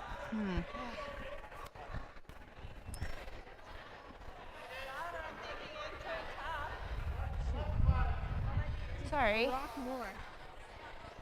Was she saying over and off, so I thought maybe we were over curling. Yeah, I think she's trying to leave it wide to block the draw more. So like maybe back 4. Yeah, I was thinking middle. I like that.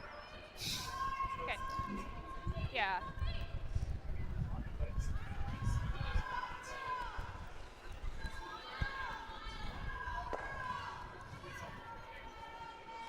So it looks like Pewarchuk's rock is doing the job there, because they've gone to the other side of the sheet. Maybe if he's And again, just not sure exactly what the call is here without an indication, but certainly Sarah will be looking for a way to make sure she's scoring at least her 1 here. I believe they're trying to do the tap across the face and sneak under the guard that was just thrown. Okay. Good. back 4. Okay. T. Close. Whoa. Whoa. Close. Room. Curl. Just trying to stand up to get around the spectators here to see the shot.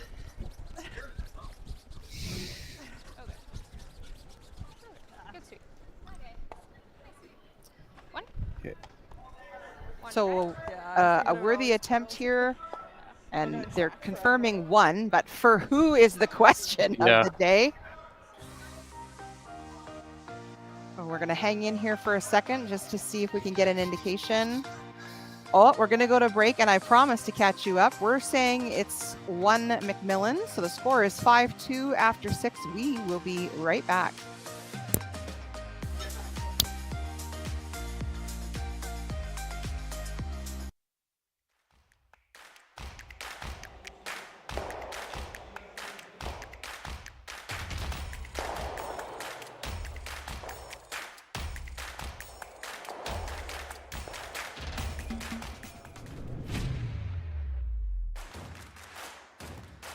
Imagine being able to stream every curling game from every sheet from any event, be it your Wednesday league game, bonspiel, or corporate event. Curling Stadium offers an all-inclusive streaming solution featuring high-quality cameras, ease of use, great reliability, and minimal installation. Offering your sponsors customizable ad space on your streamed curling games and being able to sell video packages to your corporate events for increased revenue. With Curling Stadium, you can stream to any device, be it your mobile phone, tablet, or computer. Push the feed to your desired platform, be it Facebook, YouTube, or any other social media. Curling Stadium is simply the way forward. Where it's commonplace in other sports to televise every game, we want to do the same. Curling is a global sport, and it's time it gets the coverage it needs. Make your curling club the next Curling Stadium.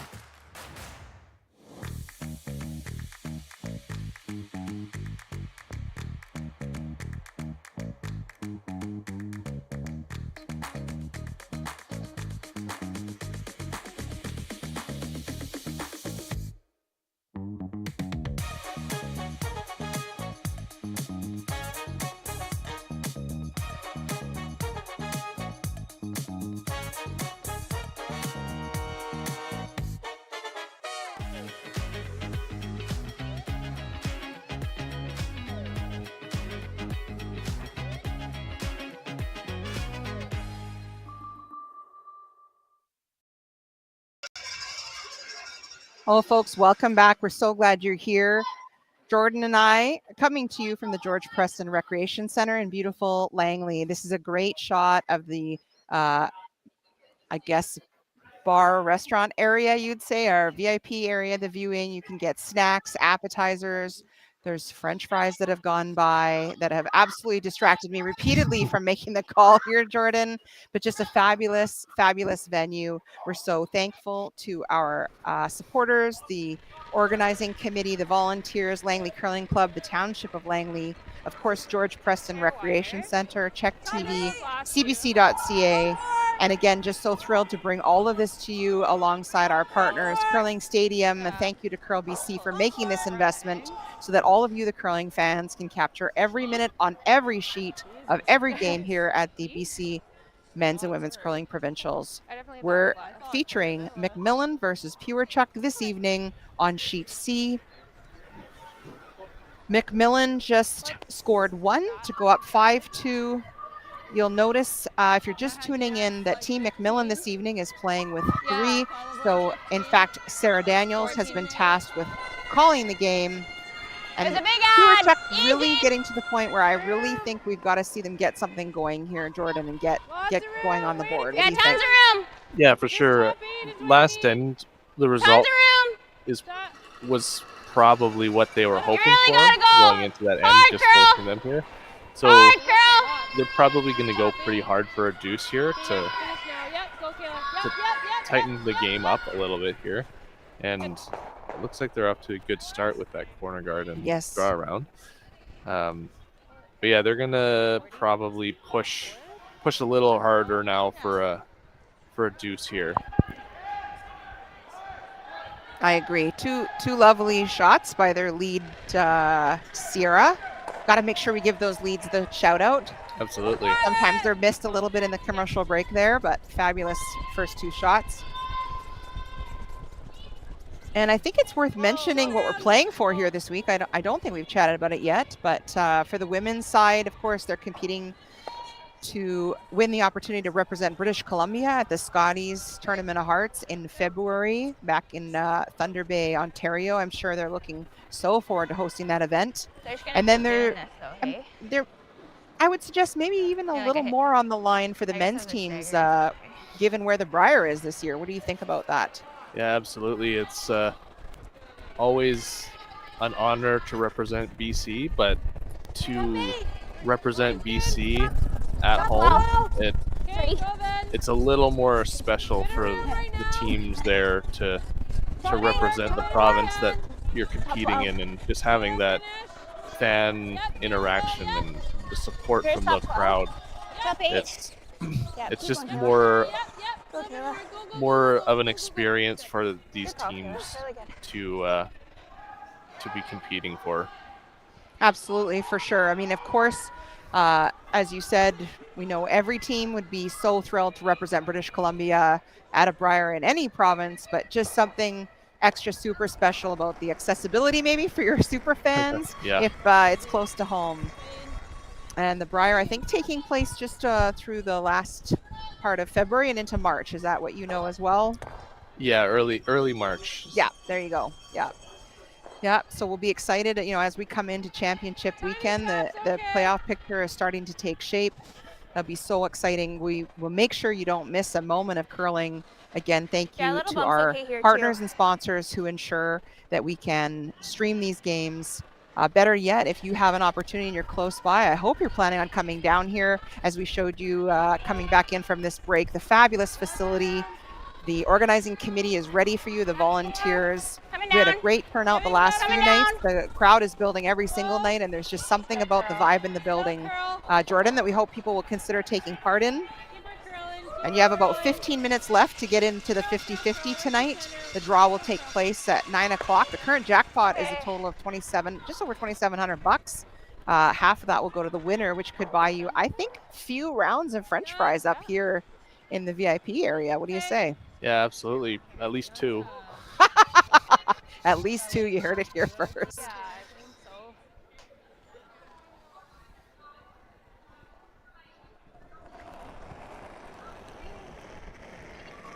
It's good. So coming back to the featured game, it looks like Lindsay's being called on here for a bit of a hit and stick, I think, on this Pewarchuk rock. Sarah working hard. Right out, Sarah. Go, go, go, go, go. Right out. Okay, good. Sorry, good sweep. Good sweep, pardon me, by tonight's skipper. Despite catching the back one there, they managed to get it out. At similar weight, you're coming around the Yeah, it's a corner. nice result because they also push some of the Stop rocks for. to the wings to You got it. make these doubles a little more difficult to get that outer blue rock to count. Something that Pewarchuk is probably going to try and incorporate into the scoring zone. Line's great. Yep, line. Top 8. Yeah, top 8. Top 12. Yep. Really coming down. Sweepers working hard. You heard them say it's really coming down here. Preston 3. Okay, whoa, if you're not here. Whoa, whoa, whoa, whoa, whoa, whoa. Whoa, whoa, I want to use it.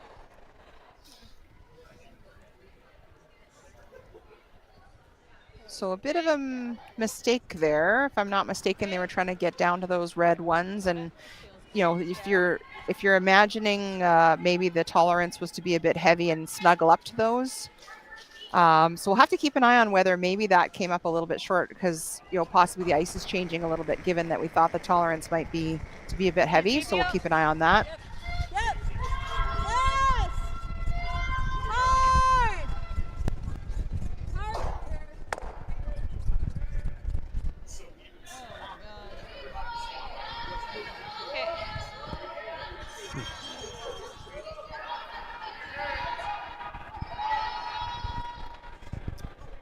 So at first glance, you might feel like, oh, that roll wasn't bad. We rolled in front of the rock, but now Dailene showing us why maybe that wasn't the ideal roll, even though, again, on its own, you might feel like it's a pretty good shot. But Dailene quickly going to try to take advantage of that rock behind the tee line and that top red rock to get something going here. Top 4. Okay, go then. Line's good. T. Get a room, just. T. All you, just top T. button. Needs to curl it here. No bounce on Whoa, this whoa. line. Can't bounce. Whoa, whoa, whoa. Whoa, whoa, whoa. Okay. Oh, nice shot. Yeah, and that's it. Just shows how that just even though that last shot from MacMillan was still a good result, just that little bit of a mistake gave Pewarchuk just a little bit of something to work with, and they definitely took advantage of it.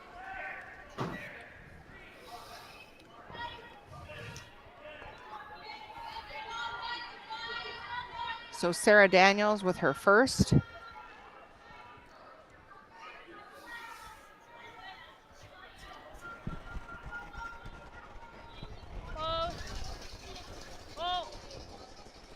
Looking to run this rock back.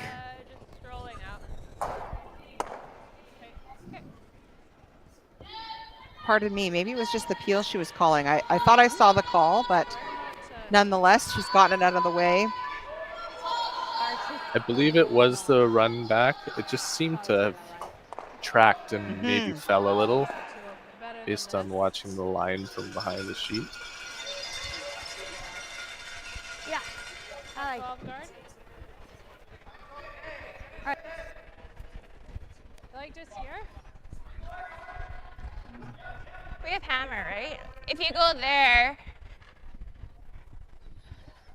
She's gonna blast everything. Well, I was wondering if you ever played this. Oh. And try to sit 2 at the end of it. Like, you have to get pretty close. So some discussion here, and as mentioned, this team clearly has a plan for if there's going to be input from the front end to come on down and have a chat. And the discussion or highlight being that, you know, hey gals, we've got the hammer. Let's make sure we're sitting 2 after this. Yeah, absolutely. It's If you look here, she's ripping it over a the top. situation where they know they really need their 2 here, and it's just a matter of Then it's only for coming to an agreement on how they want to achieve that. Mm-hmm. I don't like this. I think this gives her too easy of a double right back. I don't like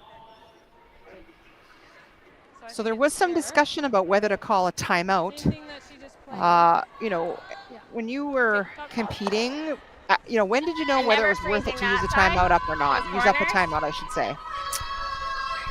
Typically for us, it was a matter of how much time do we feel is reasonable to call a I shot, usually do like I like and just with the angles if we before the believed floor. it Yeah, would I take agree. longer of a discussion than that Okay, so we're time, looking for just top it's 12? worth Just top 12, yeah. it's worth having that timeout just to get the input to just try and Okay, you got it. keep us on the same page and not lag behind by trying to get stuck on a decision. But it looks like they were able to come to a concise decision without needing to do that, which is good. We're should be all there.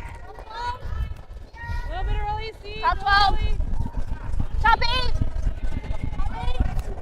8. So it looked like in the Top end they settled on the call that Dailene originally wanted to make there. I think they're trying to come in here sort of top 12, top 8. Bit of a guard for their blue rock sitting in the rings. This is over curling and running a little bit deep.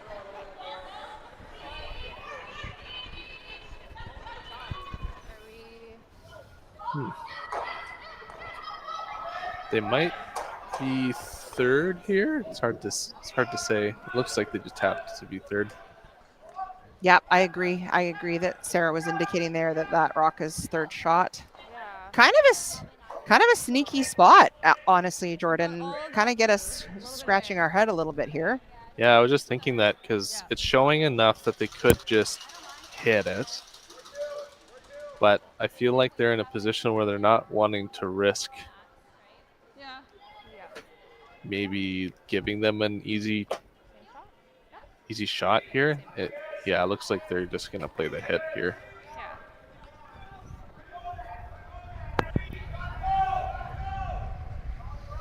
They initially called what looked like the freeze, so I was thinking that they might not have been comfortable with the hit, but it looks like they're comfortable playing this.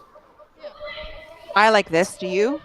I do too. Yeah, if they can, it's tricky. It's again, it comes down to whether or not that blue is third, because you know that you're potentially giving a shot for 2 here, but it's also, I think, a call that's safest. Or are they playing the run back? Oh, they were. They were. Surprise. So well executed shot. I thought they were going to be playing a softer weight hit on the nose. Should have clued in with the ice there. I thought it might have just been a preference on turn. 9. You just have to move this a foot. I did too. So a nice shot, and now It does go. Dailene taking a minute to see if she can figure out whether there's an opportunity for 3/4 on this side. for 2, right? 9. Yeah, I You believe got it. so. Let's make it. Just hit a little bit on the inside. Just kick that right out a little bit, and I think you're having a good chance at the 2. Yep. Just get that red to squirt on Yep, nice 9. Right here. So last rock in the 7th, Dailene Pewarchuk with a shot for 2 here. Bit of a delicate hit and flop in just to be sure she's absolutely sitting 2.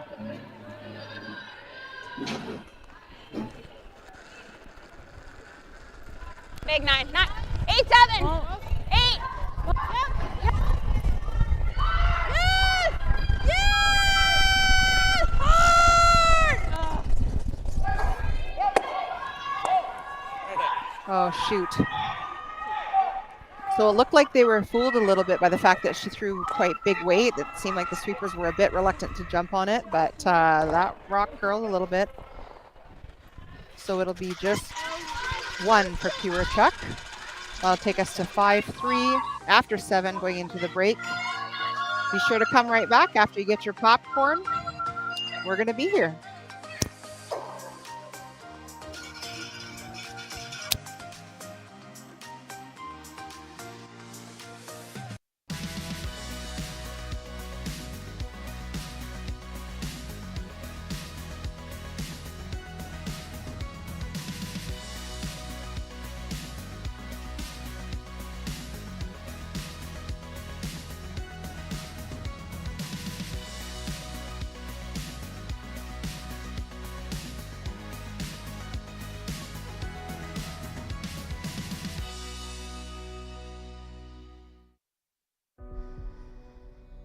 Everything I've worked for, everything I've sacrificed,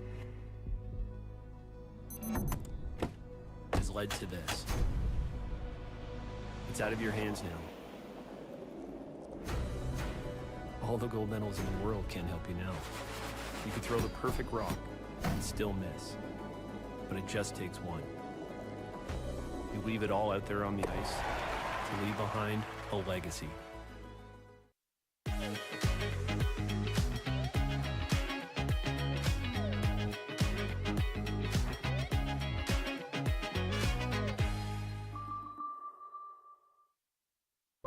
I don't remember a time when curling wasn't a part of my life.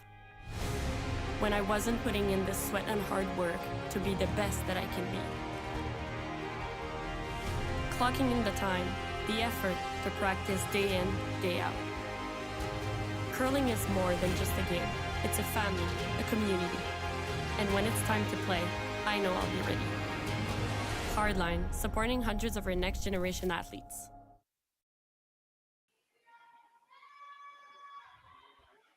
Alrighty, folks, welcome back.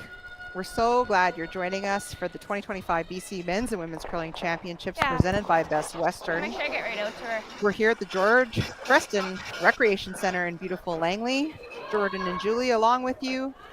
Score is 5-3. Our feature game this evening is Team MacMillan versus Team Pewarchuk. And while I think they'll be glad to have scored, a bit of a missed opportunity there last end, would you say, Jordan? Yeah, they just got a little unlucky there with the rollout. It was a good second half of the end there to generate that opportunity for two. Just unfortunate that they weren't able to walk away with the two there. Yeah, so depending on how this game shapes up, I think my notes here say that that's 2 times that Pewarchuk hasn't quite been able to close the door on a deuce with the hammer, and so might be something that sneaks up on them over the course of the night here that they'll be thinking about as they lay their heads down on their pillow tonight. But still a fair bit of game left. MacMillan now an 8 with hammer with a relatively comfortable 2-point lead with hammer. What do you think their plan is for this end? It's probably going to be, again, where similar to the last time they had hammer, where they'll throw a couple in and then try and open it up. There's 3 center guards, however, so it's going to make it a little trickier. So they might end up having to commit to playing a little more aggressive. Yeah, for an added layer of trickiness, that rock just slid just behind the tee line. So yeah, in the last end they had hammer. They were pursuing that hit to clear the front of the field of play, but it ended up resulting in the Pewarchuk frozen rock, so they had to end up changing gears. So we'll see what they decide to do here, just with all these guards here. Okay. A little bit of a mistake there. Sweeper's trying to coax that rock over to that backing, but it's so easy from up here. But at this stage in the game, when you're kind of trying to get something going, you really have to be, if anything, a little shy on those draws, I think.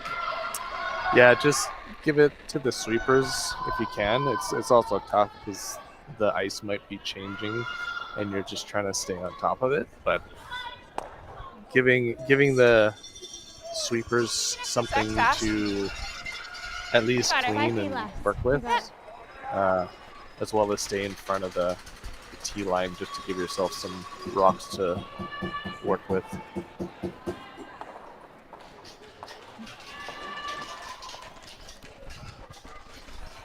And a little bit of shenanigans in the background here, folks. You can hear, I think we had a score on one of our other sheets, so we'll do a little bit of around the house update here in just a moment once they get all the scores up. But in the meantime, just want to give a shout out again to all our amazing sponsors and supporters. Our platinum sponsors for this event, of course, Best Western, Original 16, Bel Air Direct, Local 258 of the International Brotherhood of Electrical Workers, Airvac Services, and many, many other local sponsors and supporters. We also want to thank all the volunteers, the host committee. One thing to mention is our officials. Of course, we hope not to see them very often, Jordan, but it's always a relief when we're there if we do happen to need them. And they are out there tirelessly making sure they're supporting the curlers, led by head official Patty Caldwell. And I have a note here that she was invited to officiate at the Olympics. So such an exciting and awesome opportunity.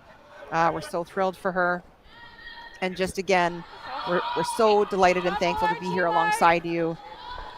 Lots of curling left if you're thinking about coming on down. Bring a jacket, bring your cowbell, and get on in here to enjoy some great, great curling. Absolutely. I didn't know about Patty getting that offer. I'll have to go congratulate her. Yeah, so exciting. A little data point from the history of Julie Herndier is that Patty was actually my first junior coach. Oh, wow. That's awesome. Yes. And a cute story is that we were down quite a few points at a game in the BC Winter Games, and she came out at the break and said, "Girls, come on, you got to put rocks in play. Let's go, rocks in play." So we went out on the ice and we threw a rock in the rings, and the opponent hit ours, and then we hit theirs. So we had a rock in the rings, and we kept hitting. And sure enough, she called a timeout. She said, "Girls, I told you to put rocks in play." We were like, "We are." And she's like, no hitting, all the drawing. So there you go. Life lesson by Patty Caldwell. Just such a great supporter of the game. And yeah, so thrilled for her and the opportunity ahead. She's so tireless in making sure that everybody has the opportunity to play the game out there, being well supported. So yeah, double thrilled for her.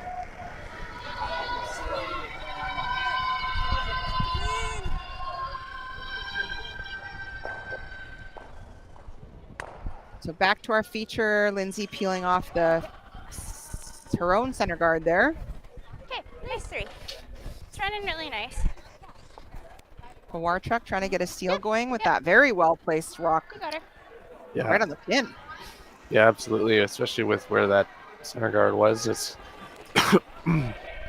it's in a very good position, so now they're just trying to replace the guard that was just removed. Three's great on this line.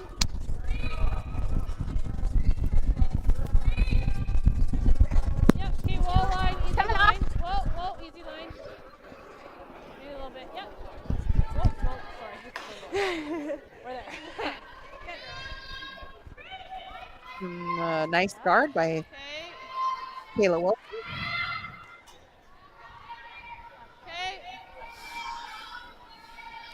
Run okay in here. Yeah, I think so. Looks like Sarah's going to chase it.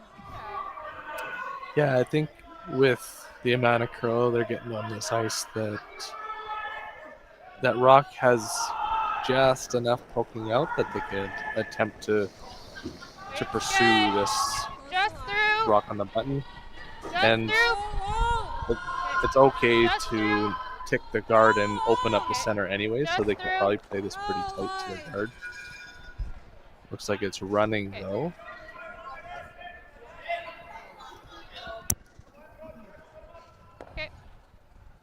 Ooh, a little bit unlucky there with how that ran. Not sure if it ran out there because of the weight, Jordan, or. Yeah, it looked like the weight was okay. It might have just been a straighter path for them here. I got a 19 on Kayla's. It didn't seem to have much movement guard. halfway down the street. I think slowing ever so slightly, like a 14. 14 and a half is okay. As long as we're buried So top eight's not the worst. Dailene Pewarchuk now was a looking to 14 take and a half. advantage of that center guard and well-placed rock. And I'm imagining she's just going to suck another one right around there. What do you think? 14 and a half. Yeah, there. absolutely. If they can get second shot, that's a bonus. But I think they're more concerned about just making sure that their top 4, top 8 area in front of their shot rock. We're all there. Try and protect it while also giving it a little bit of an extra pressure for You want to go to that one? MacMillan. So a worrisome weight call almost right from her hand. Jordan, they were calling back 8 pretty much right away. So a bit of an audible here now coming down to that red one. Okay. Result ended up being okay with getting that little sneaky roll underneath. Back 8? Yeah. But it might end up creating a bit of a wall for MacMillan if they can get this little bump. Okay. Okay. So you like stand nice? A little less sweet? Okay. Sounds good. Yeah. I think she can hold it.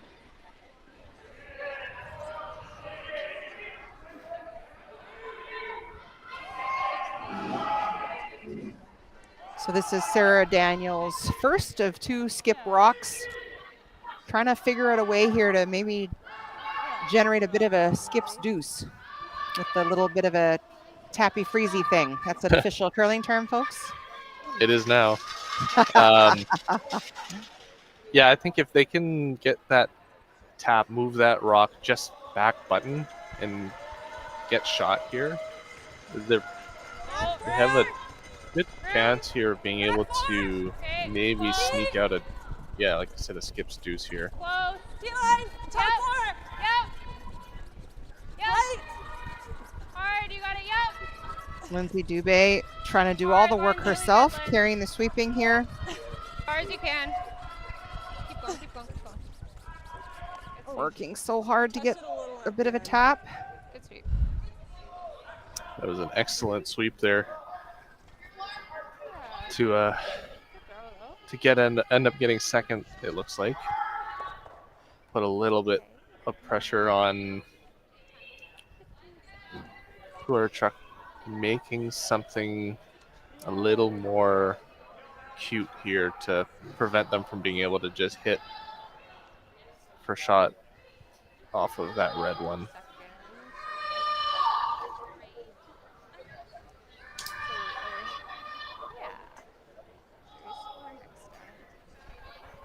So do we think she's just trying to straight freeze to her own here, or you think she's trying to touch that red one over a bit, or what? This is, as you said, very cute. Oh, so a little bit higher. Okay. Yeah, I'm surprised they're not trying to just nudge that red a hair just So thinking to 14 and a half? remove the opportunity for MacMillan's team I really like your play kick. play off of that rock, unless the angles on the sheet look less likely for that to work than it does up here. Just from our vantage point, it seems like that might be just a hit. Top 8. Hit that MacMillan might pursue. Line only. Top 4. Line's looking promising here.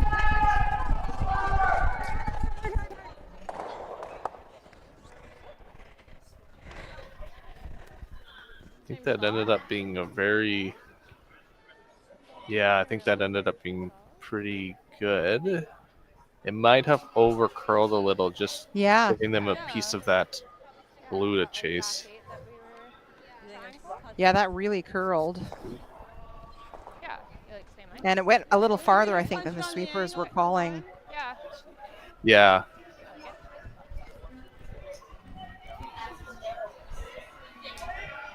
Oh, that's a good shot. Thank you, team.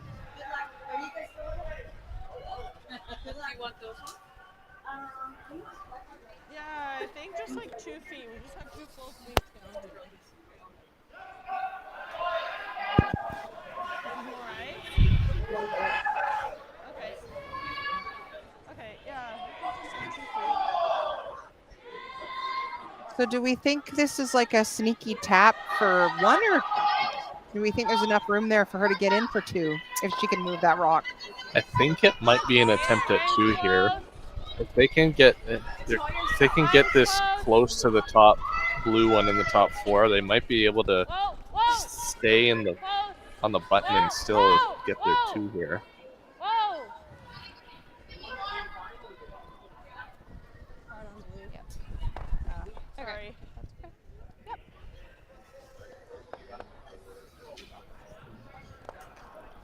So I think in the end it doesn't come up enough for them, and I think it's 1 for Pewarchuk. Yes. Yes. So we are, with that sneaky steal, it's a little bit snuck up on us. I think we're at 5-4. MacMillan still leading, is going to go into the 9th end with hammer. We'll be right back.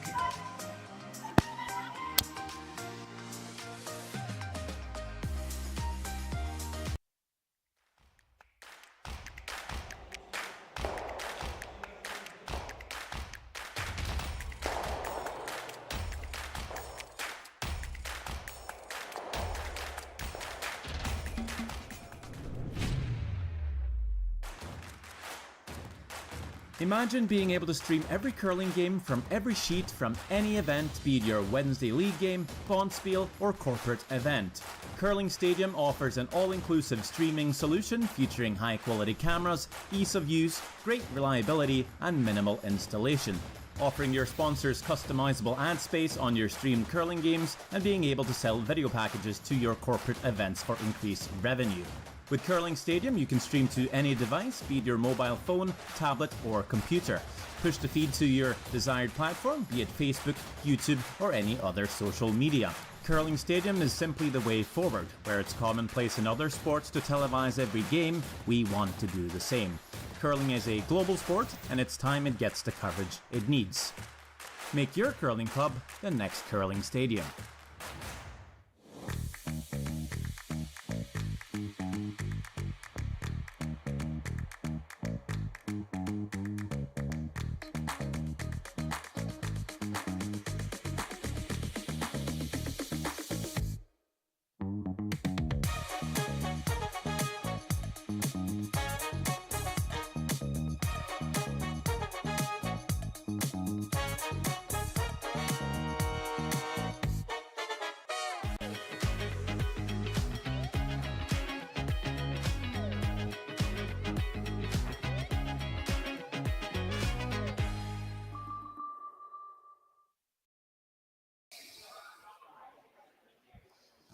Oh, well, welcome back, folks. We're so glad you're with us.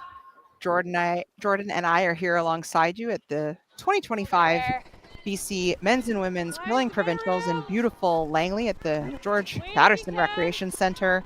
We're so lucky to be here in a gorgeous facility, tremendous ice, fantastic efficiency, great curling, maybe the odd cold pop, if you will, in the restaurant section. And we are featuring this evening Team MacMillan playing Team Pewarchuk after 8 ends of play. A little wider, I don't think it'll be too different. The score is 5-4 for MacMillan. We will highlight for those of you just joining us that MacMillan is playing with 3 tonight. Sarah's throwing the first couple rocks, and Sarah Daniels is calling the game and throwing skips rocks this evening. So with that steal, things are really heating up here, Jordan. I imagine that both teams are being pretty thoughtful here about how they want to wind up for the 10th end. Yeah, absolutely. The last 3 ends here and being a fairly tight race now. They're definitely looking a couple ends ahead to see where they're wanting to be sitting score-wise for the remaining 2 ends here. And having the discussion before the event on what what their ideal position is in a tight game of having hammer or not having hammer up. It's gonna come into play here just while they We're big. pursue the last two ends. We're gonna after chip this one. off. Straight? Absolutely.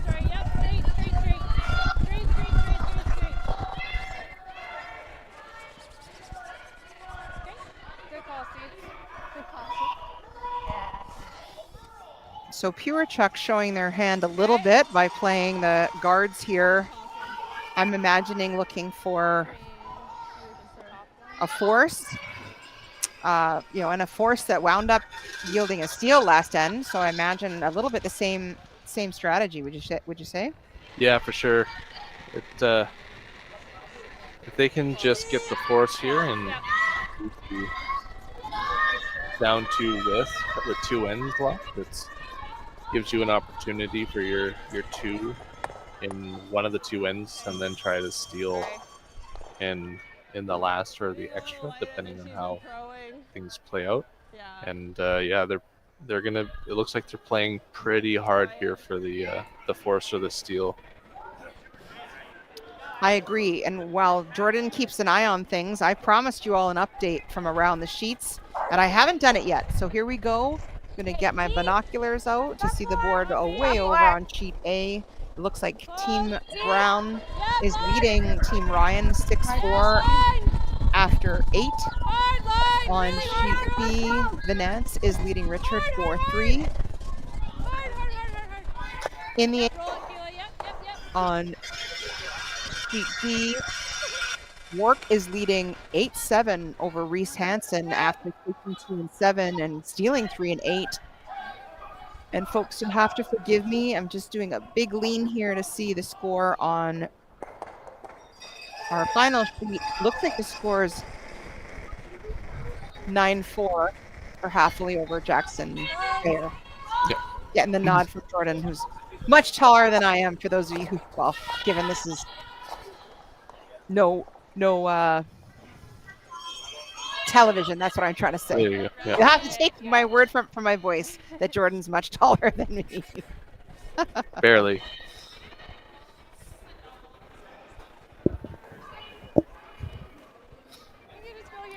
So MacMillan almost got quite fortunate there with the peel there.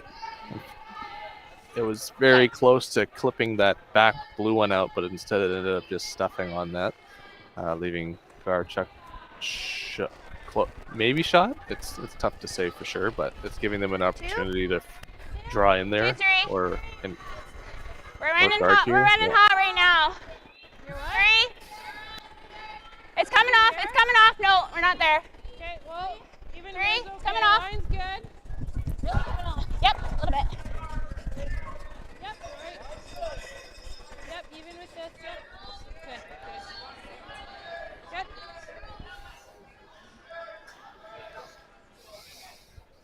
So that's a solid guard, I think. Yeah, it's a nice spot because I'm not sure if they're going to be able to squeeze through the double peel. It might end up leaving the shooter there, which gives Pewarchuk still a guard to work with, depending on how thin they can make this peel. They might be able to clear the front of the house out with this, though.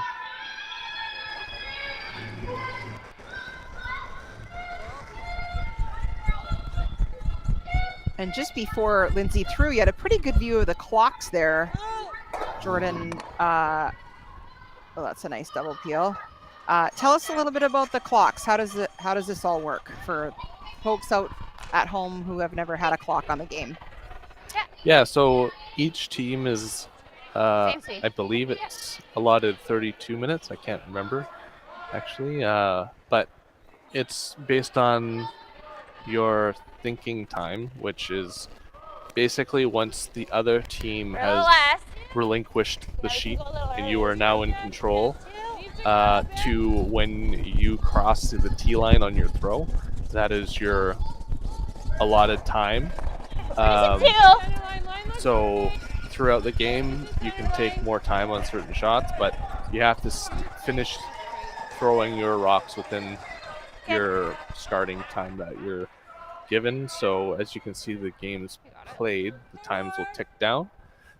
Each team has timeouts, which will pause their time while the timeout is in progress, and it just keeps the games at a good pace and making sure that there's no super long games, and some teams take a lot more of the time than others, but it's a mech. Yeah, for sure. Great explanation. It's so important to keep things moving. You know, this event features 3 draws a day, and there's a fair amount of work that goes in between each draw. So it's a way for, you know, the event to manage the game times as well as a way to ensure that the game keeps moving at a pace that's engaging for spectators. So great explanation of the clocks. Typically, there's one player on the team who's responsible for watching the time and managing the time. And if you're starting to run low, you want to make sure that you've established ahead of time, you know, how you communicate that and how you manage it. So great explanation, Jordan, and back in action here. Try to open it up, right? So try and open the front then, yeah. Okay. It looks to me like You got it. Dailene is throwing another guard. Is that what with this ice we think's happening, or is she trying to come around the whole kit and caboodle? Believe it's another guard, or no, sorry, it's a draw. Sorry, I was looking at the clocks while I was explaining it. Stop it! No, this needs to curl. Hey, no worries. You're doing an excellent job. For top four! And we're gonna know what the call was. Here we go. Yeah, they're trying to come around here. Sweeper's working hard to get it by. Oh, nice shot. What a nice shot.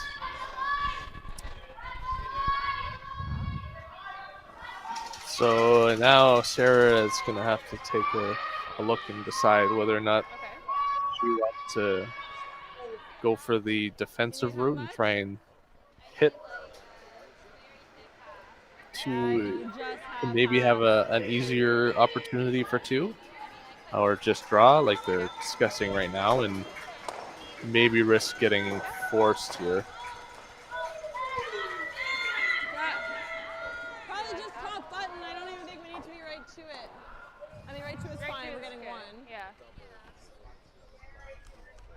And a little bit of excitement, folks, you maybe heard in the background. I think it's in response to whatever went down on sheet A. So we'll try to get a bit of an update for you there in just a moment.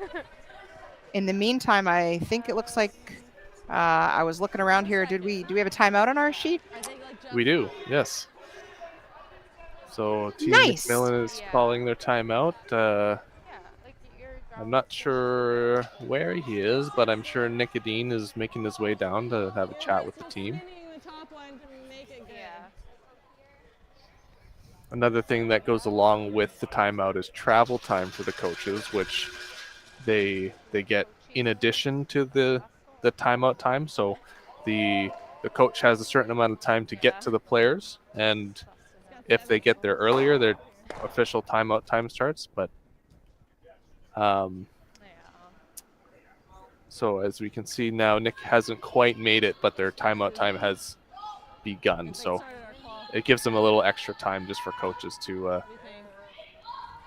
get down to the other sheet, especially when there's nowhere to walk around the whole arena.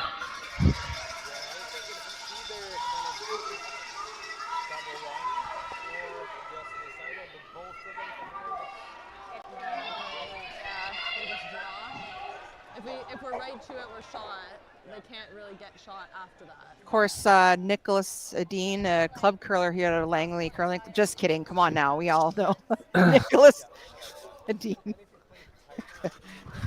Championship curler. He's won a couple things. Multiple winner of most of all the things that there are to be won in curling. So it looks like they're having a good, rich discussion. And I want to highlight that I really admire that Nicholas actually stopped, even though their clock had started. He stopped making his way to their sheet because another sheet, sheet D, I believe, that the thrower was about to throw. And, you know, as you see time and time again in curling, which is part of the reason I think we love the game. Just the absolute sportsmanship and consideration. Yeah, You know, kind of walk he you through at the your cost of game. seconds of their own precious timeout time, he stopped to wait and give that thrower an opportunity to throw the rock without distraction. So just a total class act. Absolutely, yeah. It's nice to see when at every level there's just the honor and sportsmanship in Right, curling, line's good. and that's one of the reasons that little bit curling around. is such a Line's great close. sport. Yep. Line Whoa, only. whoa. So Close. in the end, Close. I Little couldn't bit hear what the verdict was, but it seems like they opted to come down to it here. Curling down. Yeah, and the discussion with Nicholas was the concern of when they get shot with the freeze, they can't get shot again after that. So I believe they decided that it was worth Pardon?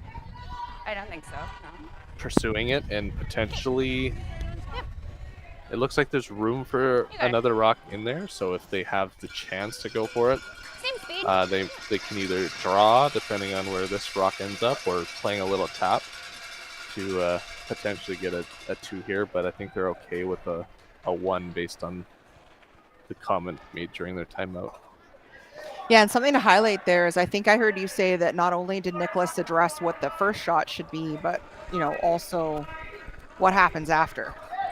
Yeah, Go, little. We gotta go. it was hard Gotta go. to hear considering he wasn't mic'd up, but coming.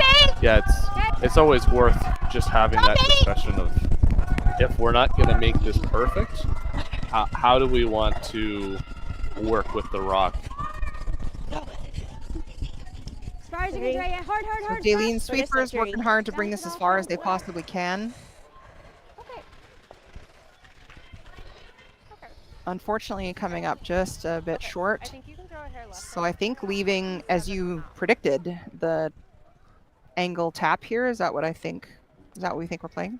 Yeah, I think that's their only opportunity to Throwing two get a line rock weight. onto the button here. Okay, They need to take at a look. least nibble the button, it looks like, based on the rock closest to the shot rock in the back there.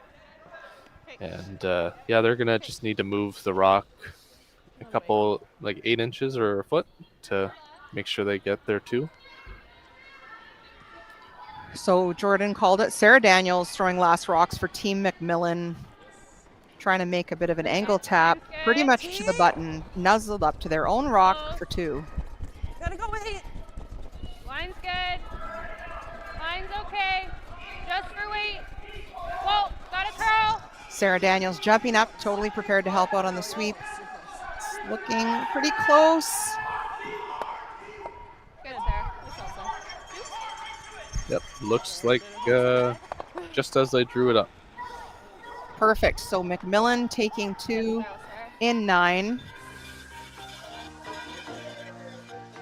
Taking us to a score of 7-4. We're going to be right back. Right after the break.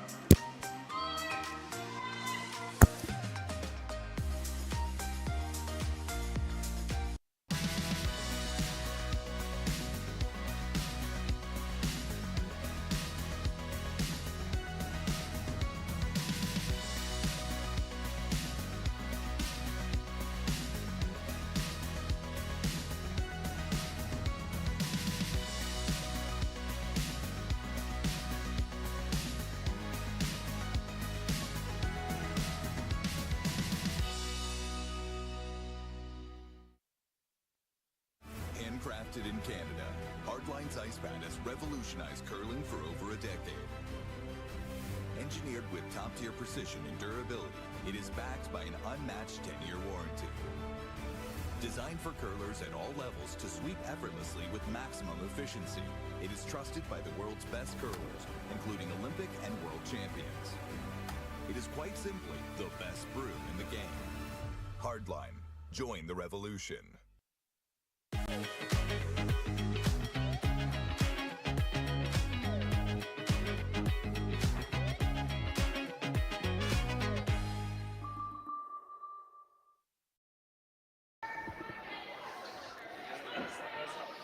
Welcome back to the George Preston Recreation Center. We're here in the 10th end. We've made it, Jordan. One's good. We're here in the 10th with Whoa. Team MacMillan leading Team Pewarchuk 7-4 after Sarah Daniels makes a lovely angle tap to the button for her 2. And we actually have our first final here, Jordan, just to quickly update everybody on Sheet E. Happily finished up with a score of 10-4 over Stephanie Jackson Bayer. So Happily will be pleased with that, as I believe their record now sits at 2-3, and they pretty much don't want to fall below 3 losses. And Steph Jackson Bayer's team, unfortunately, with that loss, will fall to 2-4. So they're gonna a bit wait to see what their fate and destiny is. But we'll keep you posted on what's happening all around the sheets. Of course, you can follow along on our YouTube channel at Curl BC. We're streaming all the games for you. And back to our feature game here. It looks like we're starting off with a couple rocks in play. What do you think the plan is here for the 10th end for each team? This is where the game is now on the line, and you're gonna probably see from Team Pewarchuk a little bit more of a forced position here, because they need to here, and Team MacMillan is gonna be doing the exact opposite, trying to clear out as much as they can. So Pewarchuk doing the double corners to help them get one underneath there before MacMillan can peel. Same weight. And we'll see if there's the soft 2 where you just try and take your classic easy 2, or if they're gonna try and push for a 3 to try and win here instead of having to play an extra and steal. Yeah, and what about, so one question I have is where we stand on, this is a relatively solid position lead for MacMillan. Do you think there was some debate, and I missed it, I admit, because we were giving an update, but do you think there was any debate, whether Sarah Daniels threw 1 or 2 of those first rocks through? Talk to us about what we think about throwing them in versus throwing them through. How do we feel about that? Yeah, I think in this situation, I like the call to go in. It puts a little bit of pressure on the other team without too much risk for the most part.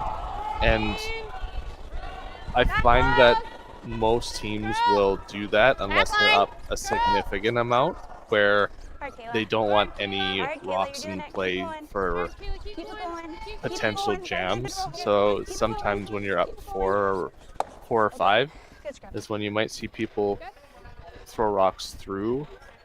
But with only being up 2, they're probably just trying to keep a couple rocks in play that Pewarchuk needs to still think about.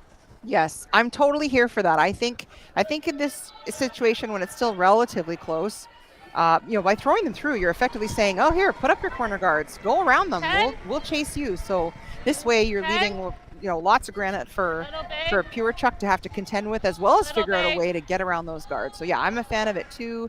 Of course, now MacMillan just eliminating rocks. So with that rock being relatively available, Lindsay wastes no time getting it the heck out of there, and I don't think they hate that they're just getting their shooter way out of the way, because now rocks are not your friend if you're Team MacMillan, again currently being skipped by Team Sarah Daniels. Pardon me, currently being skipped by Sarah Daniels. Folks, the coffee is wearing off. Hang in there with me. It's coming off. Still Kayla. It's really coming off. We're gonna have to go for it. And as they are attempting this come around, we will give you a super quick update over on Sheet A. Kristen Ryan's team stole 2 and 9, it looks like, against Corinne Brown. So they're now in an absolute barn burner, tied 6-6 in 10 with Corinne Brown having hammer. Is that what your eyes tell you too? Yeah. Yes. Yeah, that's fine too. She's okay with eyes. Yeah. I think it's... Okay. Sorry. And one of those examples, I would say, when you're looking at the scoreboard of just how long these 10-end games are and how you really always have to hang in there. It looks like Corinne had taken 4 in the third end for a relatively, commanding lead of 5-1. But Kristen Ryan, it looks like her squad just hung in there and fought back. And now here you are in the 9th end, very much in it with a score of 6-6. So we'll keep an eye on the action over there. And it looks like Dailene is now turning her attention to this center area. Jordan, she did get one around. So I was going to say she made the investment in the corner guard, got one sunk around there, and then was switching to the center. So it looks like they are pursuing the center still. It's going to be a timing issue for them with when do we pursue the rocks that are currently shot to potentially bring our rock behind the corner into play. You don't want to wait too long and let MacMillan develop a strong centerline presence, but you also don't want to end up leaving open rocks to Easy, Sash, easy. hit. So right. Oh, what a nice shot. Yeah. This, So I think with Pewarchuk, needing 3 to tie, you're pretty much having to make most of the rocks that are yet to come count. Is that what you see also? yeah, they've only got 3 rocks remaining, and they've got 2 in the house. And MacMillan is going to, for the most part, hit any rock they can get access to. Oh, and they've just cleared the house a little more. And it's going to be a situation where you're going to have to keep locking onto this Same speed. rock here. Yep. That was great. And in the next 2, try and remove some of those reds without leaving an easy removal of your own stones. So the precision is going to have to be pretty tight these next couple Yeah, shots. we're here more. Okay, room right now. So third, Kayla Wilson with her second shot, trying to squeeze in there to really set things up to make life tricky for the MacMillans as they try to just keep chipping away at the blue stones to finish up this game. Nice shot. Yeah, that's going to keep the double opportunity away from Sarah Daniels unless, you play off of the red. I'm not sure what the angles look like on the ice, but it might be able to catch that side blue on the way out. It at least opens up more rocks for MacMillan to remove on their next shot. I imagine throwing a fair bit of weight here, trying to rearrange quite a lot of granite. I think the more the better you get moving here for Sarah Daniels with her first rock in 10.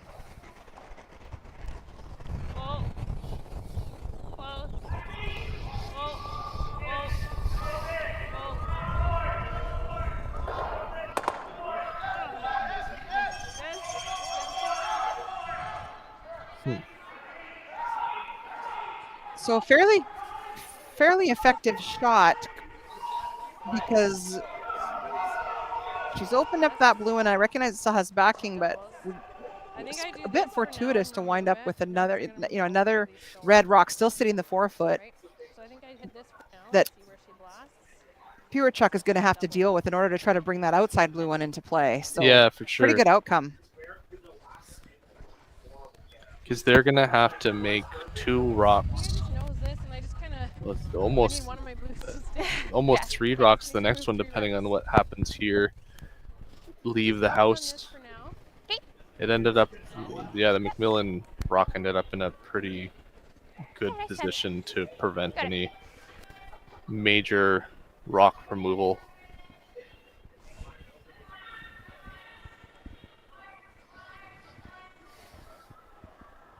So Dailene Pewarchuk with her first in 10. 10? 9-8! Flip her big! looking to rearrange things so that she winds up with a shot with her last to try to score 3 needed to tie the game.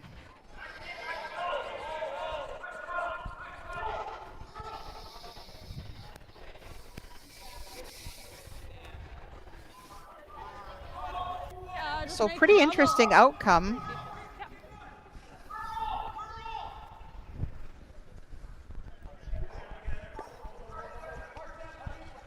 It's hard to see from our angle whether Sarah Daniels is taking the attempting the double here.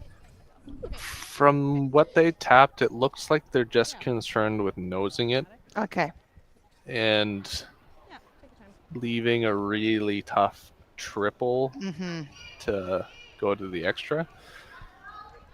It's depending on where this ends up. Like if they roll a little to the wing, I'm not sure how much of an opportunity there is there for a triple. Sarah Daniels with her last in 10 makes something go away. Both of them will do the trick too. Nice job, and that'll make it a game. Our final, I believe, will be 7-4 MacMillan playing with 3 this evening over Team Pewarchuk. That'll take MacMillan's record to 4-1, and I think unofficially it'll take Pewarchuk to 2-4. It's been an absolute delight spending time with you all tonight. Thanks for joining us, Jordan and Julie alongside. We hope we'll see you out here for championship weekend. A thank you to our sponsors, our volunteers, our officials, our ice makers, our crew, Curling Stadium. We hope you have a terrific evening. Stay tuned on this channel, folks. While we won't be back, they will switch the streaming to another sheet. Thanks a lot. Good night, and we'll see you tomorrow.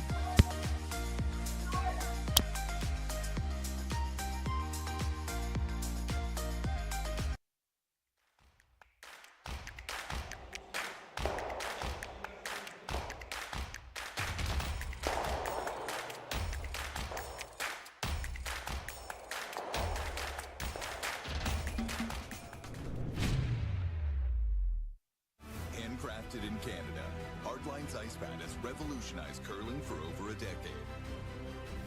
Engineered with top-tier precision and durability, it is backed by an unmatched 10-year warranty.